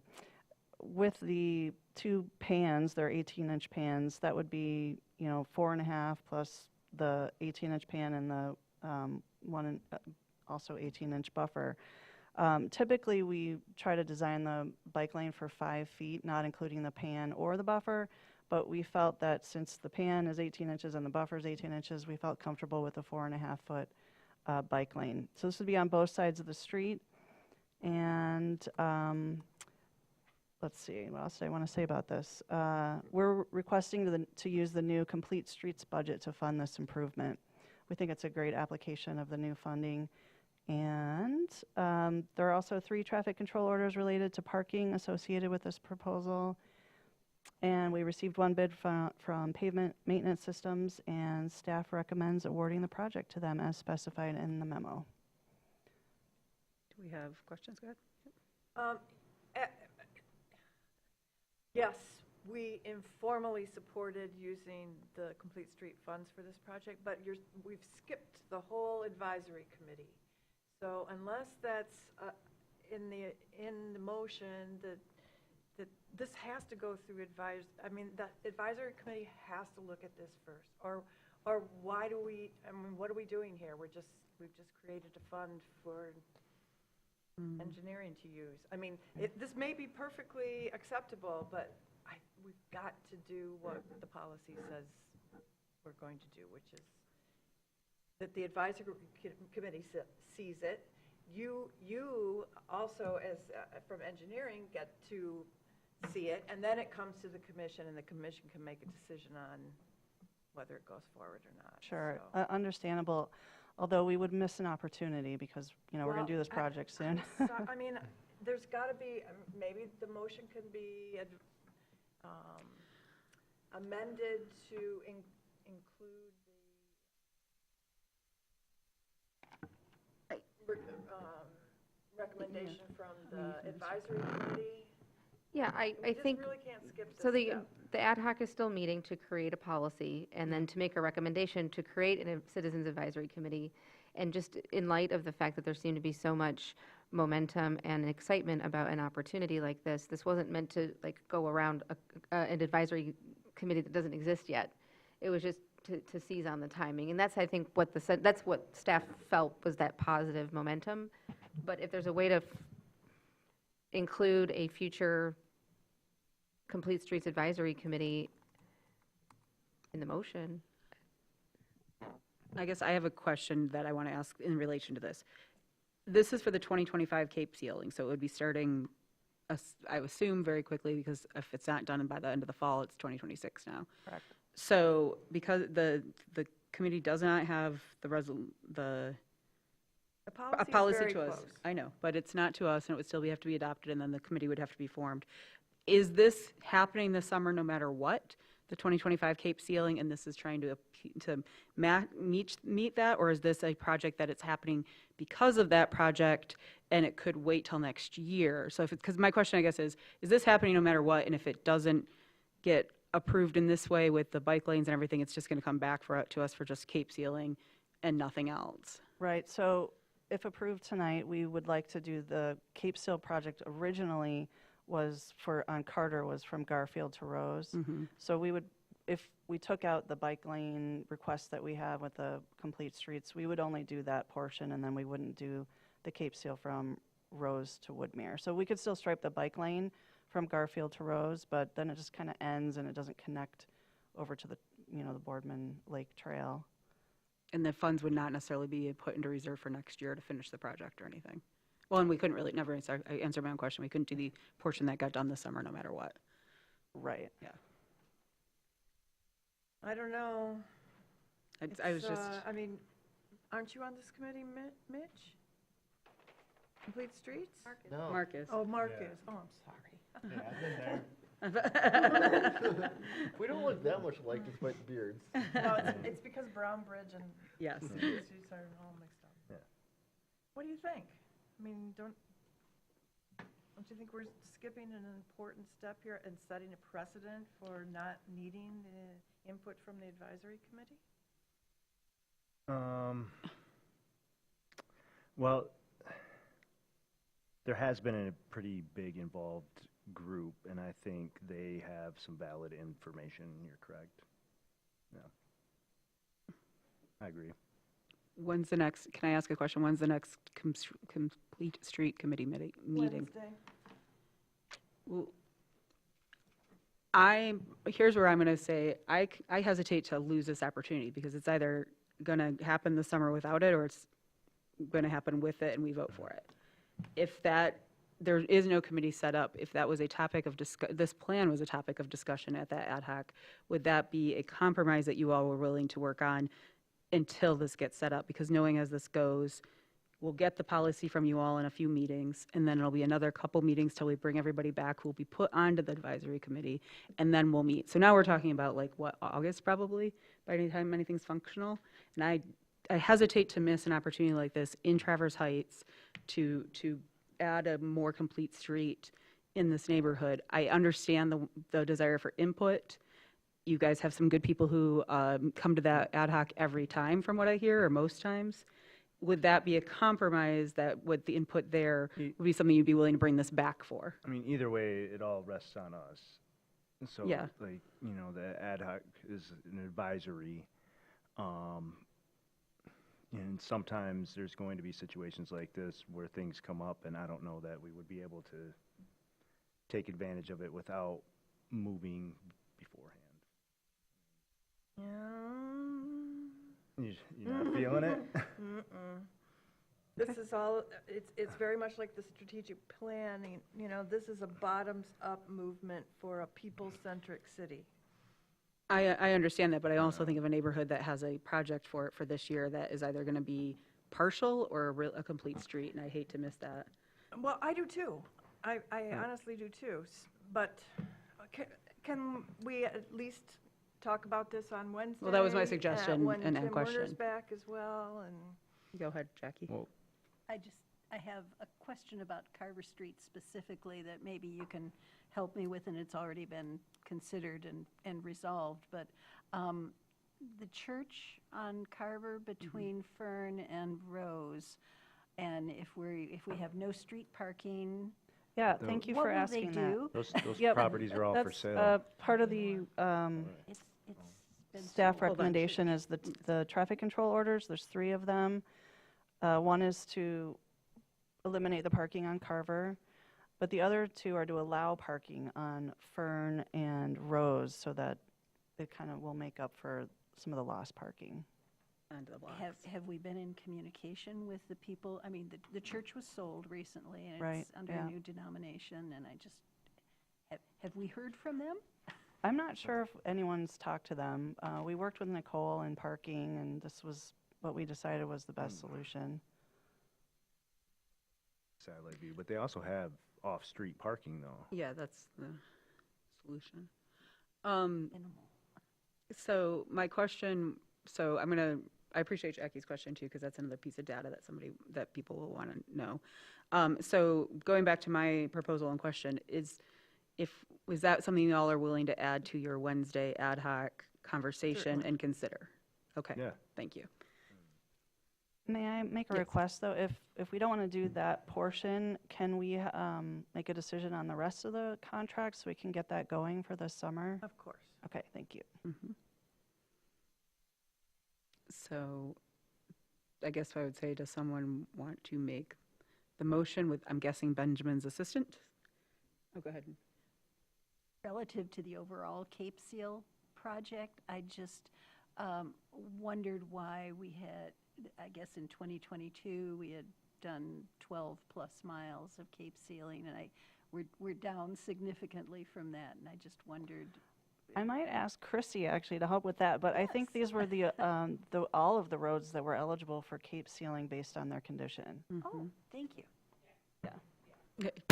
We've got a loud yes from the back, but we'll see. We'll get maybe more detail here. Yes, so essentially we are kind of running out of the middle of the roads that we can do pavement preservation on.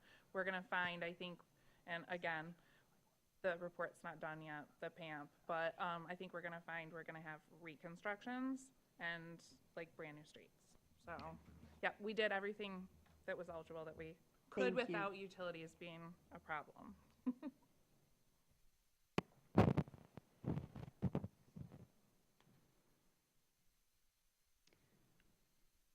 And and sorry, we're going to not take a break. I want everybody to stay in their seats. But we are going to pause for a moment because I believe Benjamin is constructing something, because I have another factor question. This is a 5 affirmative votes. I'm assuming that's because the money. Right. Do the traffic control orders need to be voted on tonight as well for this? I'm asking Ann because I believe that's a 4 vote, and would we want to tackle those separately? The traffic control orders are 4 votes. As far as the order of handling them, I would defer to Ann. I'm not Would that, familiar. yeah, is that something you need voted on tonight too, or could that wait till the 2nd? We would like to Okay. do it all in one evening, but we could wait if needed. The signs won't be installed right away, so. Okay, so I guess I would say because I'm hearing some hesitancy until there's some information to get a 5th vote for traffic control. I think we have 4 votes now, but we could also wait until the 2nd, and if it's not as pressing, to bring it back to. Is what I'm saying, is clear? You certainly could do it that way. It's 4 votes is required for a traffic control order, 5 for the contract. I It's understand, however you wanna but because tackle it's one motion, it's a 5 right now, right? it. Right. Yeah. Yeah. So that's what I'm saying. If we separate out just this Cape Seal, which was what you were asking about, Jackie, we could vote on that tonight. And that's what, let's do that then. Okay, and so with that, I will, well, first of all, is someone willing to let Benjamin make the motion for the Cape Seal? Sure. Okay, Mitch is making a motion. That is that the mayor and city clerk execute a unit prices contract with Pavement Maintenance Systems LLC in the amount not to exceed $573,685.15, which includes a 10% contingency for the 2025 Cape Sealing project with, and it is, what section of street exactly? Ann? Sorry, Carver Road from Garfield to Rose is the exception.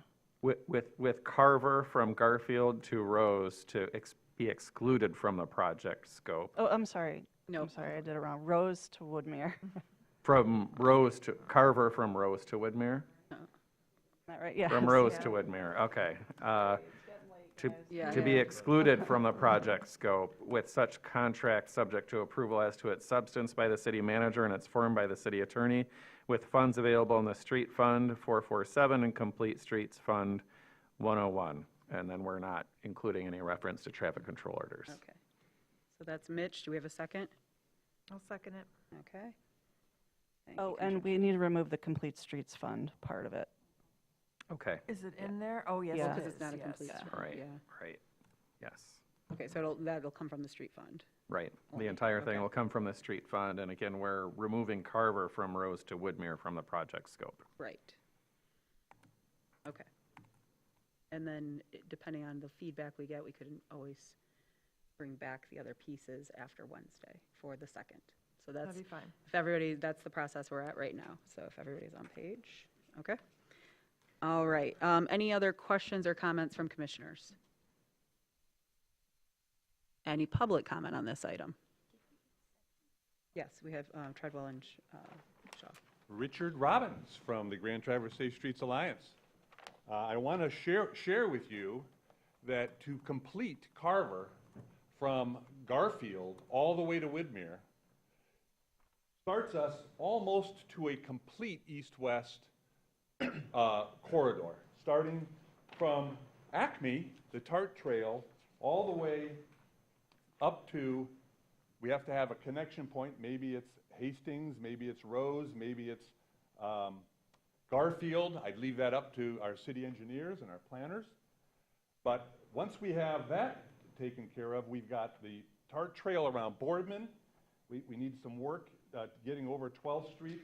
We're doing between Union and Cass this year, which is terrible, but it's going to be wonderful.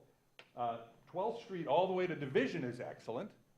We then can cross, we need a little bit better help here at the intersection of Division with maybe a better a buffer area there. But then once we get across there, we're all the way to the Montessori school. I mean, look what we're doing, guys. We're doing the right stuff. This is what our community wants. They want east-west, north-south protected corridors. And this idea of Carver and the wonderful work the engineering group and planners have done around and the streets group working together in order to have a 18-inch buffer, which is a really big deal versus just a line, creates a safe street. I was down in Ann Arbor, and I biked all day in Ann Arbor, and I'd encourage us all to take a field trip together someday. We've got to see what best practices are. This is best practices. And so I really encourage the discussion, and of course, we've been very involved in Complete Streets Ad Hoc Committee, and we're very excited about this opportunity. So thank you for the leadership. Thank you for the engineering. We have a great staff that's doing the right work, and we're looking forward to seeing this as our first east-west corridor. Thank you. Thank you. Any other public comment on this? Justin Reed, Charter City resident. My question is, do we have a budget like Ann Arbor does? Because Ann Arbor is a little bit bigger than we are. You know, there's inventive ways and opportunities. I'm sure we can get there. But one thing that I don't hear about is, you know, no consulting with the TART trails, because they've got the TART in town, which is the signage that's, you know, on the shared streets for TART. So that is the only thing that I gotta say. Thank you. Thank you. Any other public comment on this item? Bringing it back to the commissioners, I just want to say technically this is a mayor right, but I'll ask for two other commissioners. I would like this item back on the agenda on the 2nd, no matter what, even if the Complete Streets reject it, because I would like the public to have an update on this no matter what. So I hope it's with action, because I'd love to see a complete street in Traverse Heights. But regardless, I'd like it on the agenda so that people know what's going on. Any other final comments? Since I made one, I don't want to stop anybody else. All right, and I'll call for the vote. All in favor? Aye. Opposed? Motion passes. Okay, we're going to go into authorizing the contract for the 2025 season of the reconstruction projects. And Ann, keep up. This is the last one from me tonight. Okay, staff presented the 2025 street reconstruction to the commission on January 13th. As well this year, the project was a collaborative effort again between multiple departments, including DPS, planning, parking, parks, and engineering. We received comments at that meeting and addressed those comments in an attachment to the memo. The response letter is attached in the packet. And this one also includes 3 traffic control orders related to parking as described in the memo. We received 2 bids for the project, with Elmer's Crane and Dozer being the low bid, and staff recommends awarding the project to Elmer's as specified in the memo. Great. Any questions from commissioners on this? Go ahead. I was going to make a comment. Between the strategic plan and everything happening today and that budget, which I spent hours on again, and I had never seen, because I read about in the Record Eagle. Why hadn't I ever seen any of these street reconstruction projects? It's because we were working on the bridges. I didn't know that. So I was fascinated looking at those plans, but I didn't get a chance to really look at anything because this was an overwhelming packet. Oh my gosh. But anyway, that's all I wanted to say was that was a lot of work. And kudos to our engineering congratulations. team and everyone else I mentioned earlier. It was a collaborative effort, and yeah, it was a lot of work. Right. Does somebody want to make a motion then? oh my gosh, that's Actually, a lot of reading. you know, I can I'll read be, it if it's okay. okay. No, Benjamin, if you'd like to, or I can, whichever you prefer. I'm happy to. I read 3 proclamations, so I'll let you to know.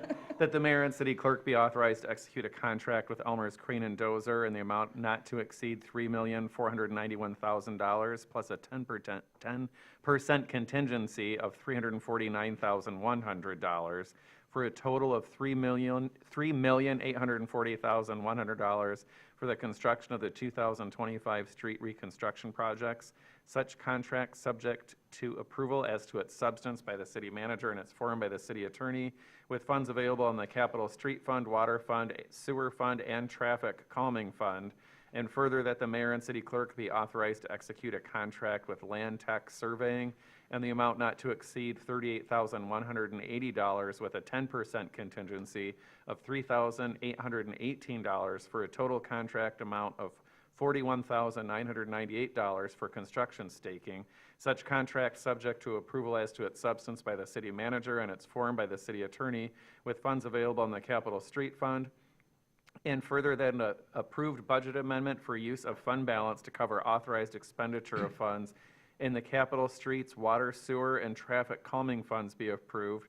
And further, that Traffic Control Order 738, which provides for no parking on the east side of 9th Street between West Union and Lake Avenue on the north side on even days and the south side on odd days, be permanently adopted. And further, that Traffic Control Order 740, which provides for no parking on the north side of East 11th Street from South Union Street to South Cass Street, with certain exceptions, be permanently adopted. And further, that Traffic Control Order 741, which provides for no parking on a section of East 12th Street during certain times and provides for 2-hour parking during certain times for school days, be permanently adopted. Who made that motion? I thought you did. Am I allowed to make a motion as the chair? It's not opted. recommended against that. Yes, yeah, chairs don't usually make the motion. I'll make the motion. Thank you, Commissioner Shaw. And who wants to second? Okay, I'll give that to you, Commissioner Anderson. Thank you. Okay, any comments on this one now? All right, any public comment on this? Thank you for the Herculean effort of reading that to our city clerk. I'll call the vote. All in favor? Aye. Opposed? Motion passes. Thank you. And now moving on to another one of our busy bee ad hocs, which is why it's understandable that Commissioner Shaw forgot who's on which ones. We've got the Brown Bridge here. And so, I didn't skip, right? No, you didn't. You leaned over. Sometimes when you do that means I skip something. I'm just happy to give an overview as well. Yeah, I was going to say, so now I'll hand this over then. And you said you were going to lead with that, Benjamin? Yes, Please. this ad hoc committee, which consists of Commissioners Shaw, Treadwell, and Werner, with Commissioner Werner serving as chair, has had several meetings. And just by way of background, the city owns parkland to the southeast of the city limits, known as the Brown Bridge Quiet Area. And we have a provision in our charter that provides for all of the revenues that are generated from that property, which are due to oil, be deposited in a Brown Bridge Trust Fund, and that fund can only be accessed by approval of the voters. And with that foundation, I just wanted to share in November of 2014, city voters approved the portion of that trust fund that exceeds $12 million to be used for parks capital improvements. And that was for a 5-year period, and also parkland acquisition. Then in November 2019, a similar ballot proposal was approved, and that expired in November of 2024. So last year, the City Commission appointed the ad hoc committee that I mentioned with the commissioners that are serving on that to present a recommendation on ballot proposals to be considered for placement on the November 2025 election. And there's 2 proposals that are being recommended, 2 charter amendment proposals. The first is to ask voters for permission to spend up to $3 million from Brown Bridge Trust Fund on city parkland capital improvements, projects that increase access to city parks and or parkland acquisition. That $3 million allowance, if you will, or authorization to use up to $3 million would be for a 5-year period going from November 2025 through November 2030. The committee is recommending that the City Commission adopt the ballot language now because it's a charter amendment which requires the governor and attorney general to review it. If they required any changes, they traditionally haven't with Brown Bridge Trust proposals, but if they did, that all has to be approved by the City Commission by roughly the middle of August in order for this to be eligible for the November ballot. The intention is, if the City Commission approves this ballot language, is for the ad hoc committee to spend the next several months preparing a proposed list of projects that would be funded. And that would be based on robust public input, invitation. Obviously, these ad hoc committee meetings are open to the public. The Parks and Recreation Commission would be involved as well. And the idea there is for the ad hoc committee to present that prioritized list for city commission adoption no later than mid-September of this year, so that when absentee ballots are distributed, the voters have an informed understanding of where that money would be spent. So that's proposal one. Are there any questions on that before I move on to the second proposal from the ad hoc committee? This is a factual question. I'm not Sure. sure. I should have asked earlier. In terms of the continuity of our oil and gas royalties income stream, Yes. when does the oil run out? Do we have any It's assessment of that? declining significantly. Yes, The okay. amount of revenue has gone down substantially from the oil that is essentially harvested. And I think we're roughly at about $150,000 a year in royalties right now. There was a time where it was closer to $1 million plus, but that's been steadily declining for several years. And yes, and then I do want to add that the interest from the trust fund goes to the general fund. Yes. And really quick, I believe that we had some updates. What was it, in 2023? Did we look at that one? Was that the acquisition of the property year? Yes. There was some conversation and facts presented back then. I don't think it was a formal part of of any vote of where the kind of trickle and everything is at too. So recent conversation, but before you, so fair question. Right. All right. And then I'll move on to the second proposal, which would be to ask voters to allow an amount no more than $5 million cumulatively at any one time to be used for interfund loans. And that would only be possible if the city treasurer determined that it was financially advantageous. In other words, if the city would get a better deal by giving itself an interfund loan than borrowing the money, as well as the interest that we're making off the trust fund principal. And so that'd be a recommendation analysis conducted by the city treasurer that would go to the city commission, and those interfund loans would be for any valid municipal purpose. And that is in perpetuity. There is no shelf life. The other proposal has a 5-year window for it, which has been traditionally the case for parkland acquisition initiatives. And as an example, the city could have saved some money by using an intergovernmental loan coming from the Brown Bridge on the Boardman Loop rather than the, whatever they did. We bonded it, Bonded, yeah. Could have saved a percentage point on. Good point. Yeah. Do we have any questions on the second one? Good example given though there, Heather. That's a painful reminder. All right, then do we have any further questions or would somebody like to make a motion? I'll be nice. And I'm happy to, you want to read it? I'll say All that right, the great. resolution, and one of you has to claim this since I'm the chair, but I'll read it. The resolution to amend section 129 of the city charter of Traverse City, which would place a ballot proposal on the November 4th, 2025 election regarding use of $3 million of Brown Bridge Trust Fund principal for city park capital improvements and/or improvements that increase accessibility to city parkland be adopted, and that the resolution to amend section 129 of the city charter of Traverse City, which would replace a ballot proposal on the June 4th, 2025 election, sorry, I've confused myself there, election regarding the use of $5 million of Brown Bridge Trust Fund principal for interfund loans upon the recommendation of the city treasurer be adopted. November not 4th. June. Yeah, I was going to say, that confused me. Okay, so. So moved with the correction. Yes, thank you. Second. Thank you, Mayor Pro Tem Wilson and Commissioner Anderson. Any further discussion or questions? Go ahead, Mitch. Yes, I'll say that this is ultimately putting it up to the voters to decide. Although I have served on the ad hoc and seen the process through, I do have some apprehension about the $3 million because of, as we just reiterated, the revenues coming into the fund have declined and will, aside from the interest, peter out over time. $3 million is a significant chunk of change. We would be spending that eventually, regardless of how much we take out this time. But that is an amount that can truly achieve transformative change and projects for our parks. Though I have not seen a specific project such as acquisition of a large chunk of land or building a new park or new recreational facility that would by itself justify this rather large amount.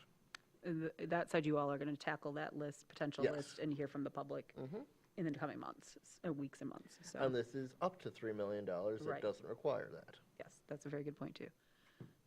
Any public comment on this item? Seeing none, I'll bring it back to the commission. All in favor? Aye. Opposed? Motion passes. And thank you so much for the work already done on this committee. I know you all have tackled it from a very different perspective than previous ones and brought us back a really different way of thinking about it that is very robust and gives us a lot of options. And I look forward to hearing what happens after the public input. Yes, and I fair. I look forward to coming back with a list of transformative park projects, yes. Very good, very good. All right, well, we're moving on to Human Rights Commission, one appointment tonight only, and it's a establishment of an interview committee for a seat currently held by Marilyn Jaquish, myself, Commissioner Treadwell, and Commissioner Anderson. Does someone want to make that motion? Go ahead. I move that the City Commission ad hoc interview committee be established to make a recommendation regarding one appointment to the Human Rights Commission with term expiring June 30, 2028, seat held by Marilyn Jaquish, and that Mayor Shamrow, Commissioner Treadwell, and Commissioner Anderson be appointed to such committee with Mayor Shamrow as chair. Support. All right, thank you for that. Any comments on this? Any public comment on this? I'll bring it back. All in favor? Aye. Aye. Opposed? Motion passes, and we had a very late meeting last night, or not last night, last time we had a business meeting. So I will now turn to you all and see if you have any reports for this business meeting. I think we kind of skimmed it last time. Marker, just Hold on. talk about the Anishinaabe marker. You want me to share about the Yeah. Anishinaabe Yes, History please, I do. Marker? Had a, not a ribbon cutting, but a ceremony to share the marker behind currently the Bijou at the, or formerly the Bijou at Clinch Park. And I didn't bring any statements prepared, and I'm really brain drained. Oh, if you it was want- I know. such a wonderful ceremony. It was a great, really it was a great, James Vanderchalk was there. He's a Ojibwe speaker, and yeah, it was a good ceremony. I mean, I didn't come with anything prepared for it because I didn't know that it'd be relevant to this commission, so. Well, the public, that's available, I mean, that's there It now is, in the it public is eye. available if people aren't familiar with the project.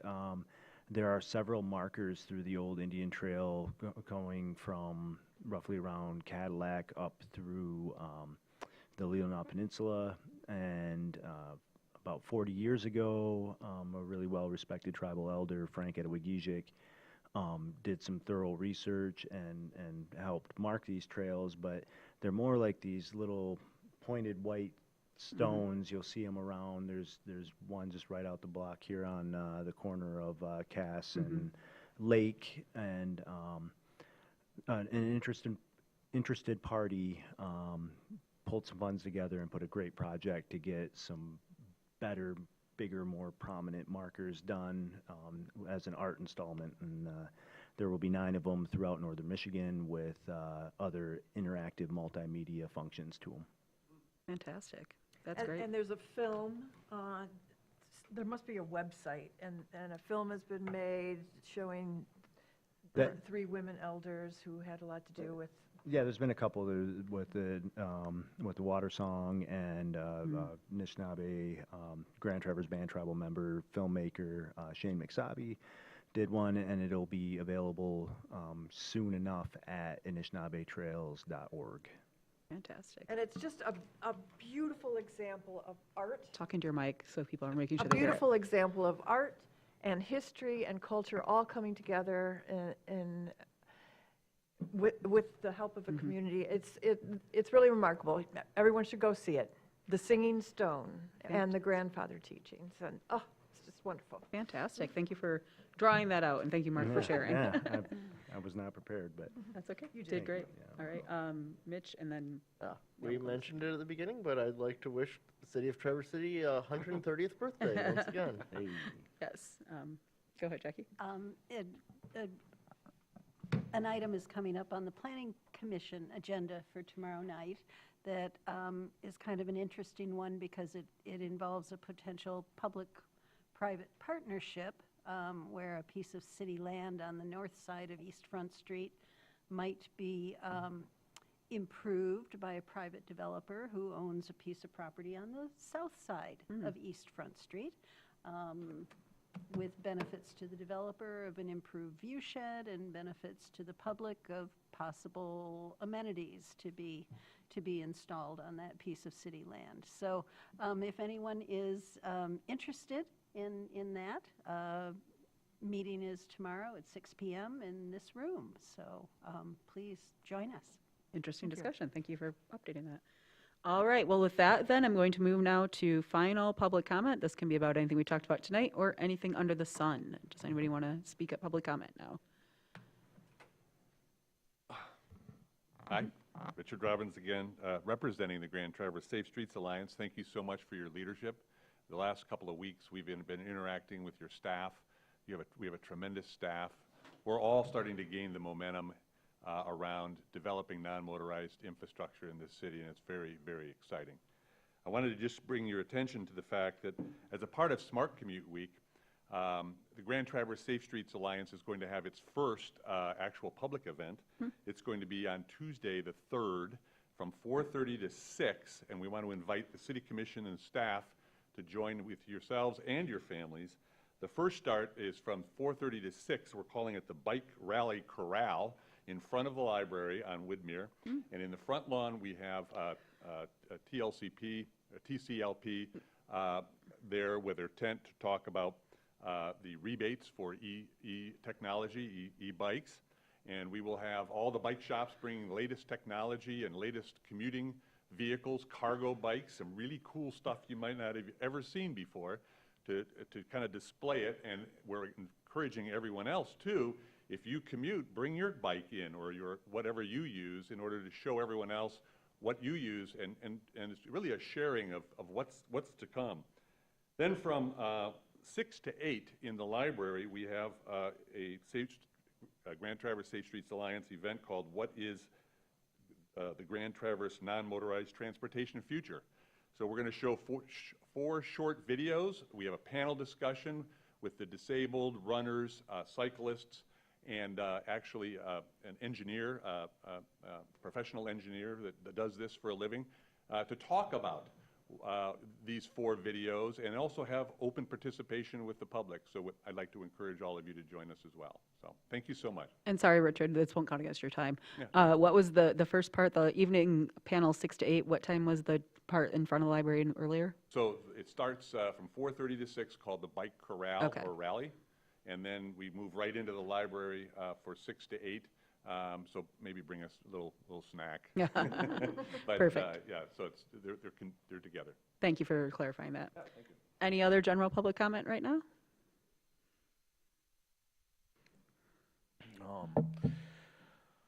So Justin Reed, this Friday from 11 to 2, well, sorry, not 11 to 2, 11 to 1, 11 a.m. to 1 p.m., the clubhouse is having a open house for the public to attend, because, you know, just talking about our program and what it does and everything and how it helps people with mental illness. So hopefully some of the city commissioners or whoever has some time to visit it. So, and that's at 105 Hall Street. So that's in the front portion of North Lakes Community Mental Health Building. Thank you. Thank you. Any other public comment? Please approach the podium. Thank you, Commission. My name is Alex Tank, and I am a resident of the Triangle neighborhood, newly formed association. And I want to thank City Manager Vogel for attending one of our past meetings, and most recently Commissioner Treadwell was at a meeting.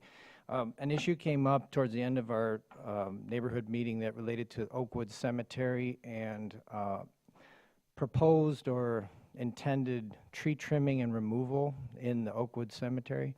I gathered from another neighbor that this has come up in the past, and then it relates to the airport authority's use of something that's called an aviation easement or air rights that then precipitate the trimming and tree removal. There was a FOIA requested document, I believe, that was shown at the meeting that listed what I will call a disturbing number of removal, tagged trees for removal or identified for removal, not just trimming or topping off.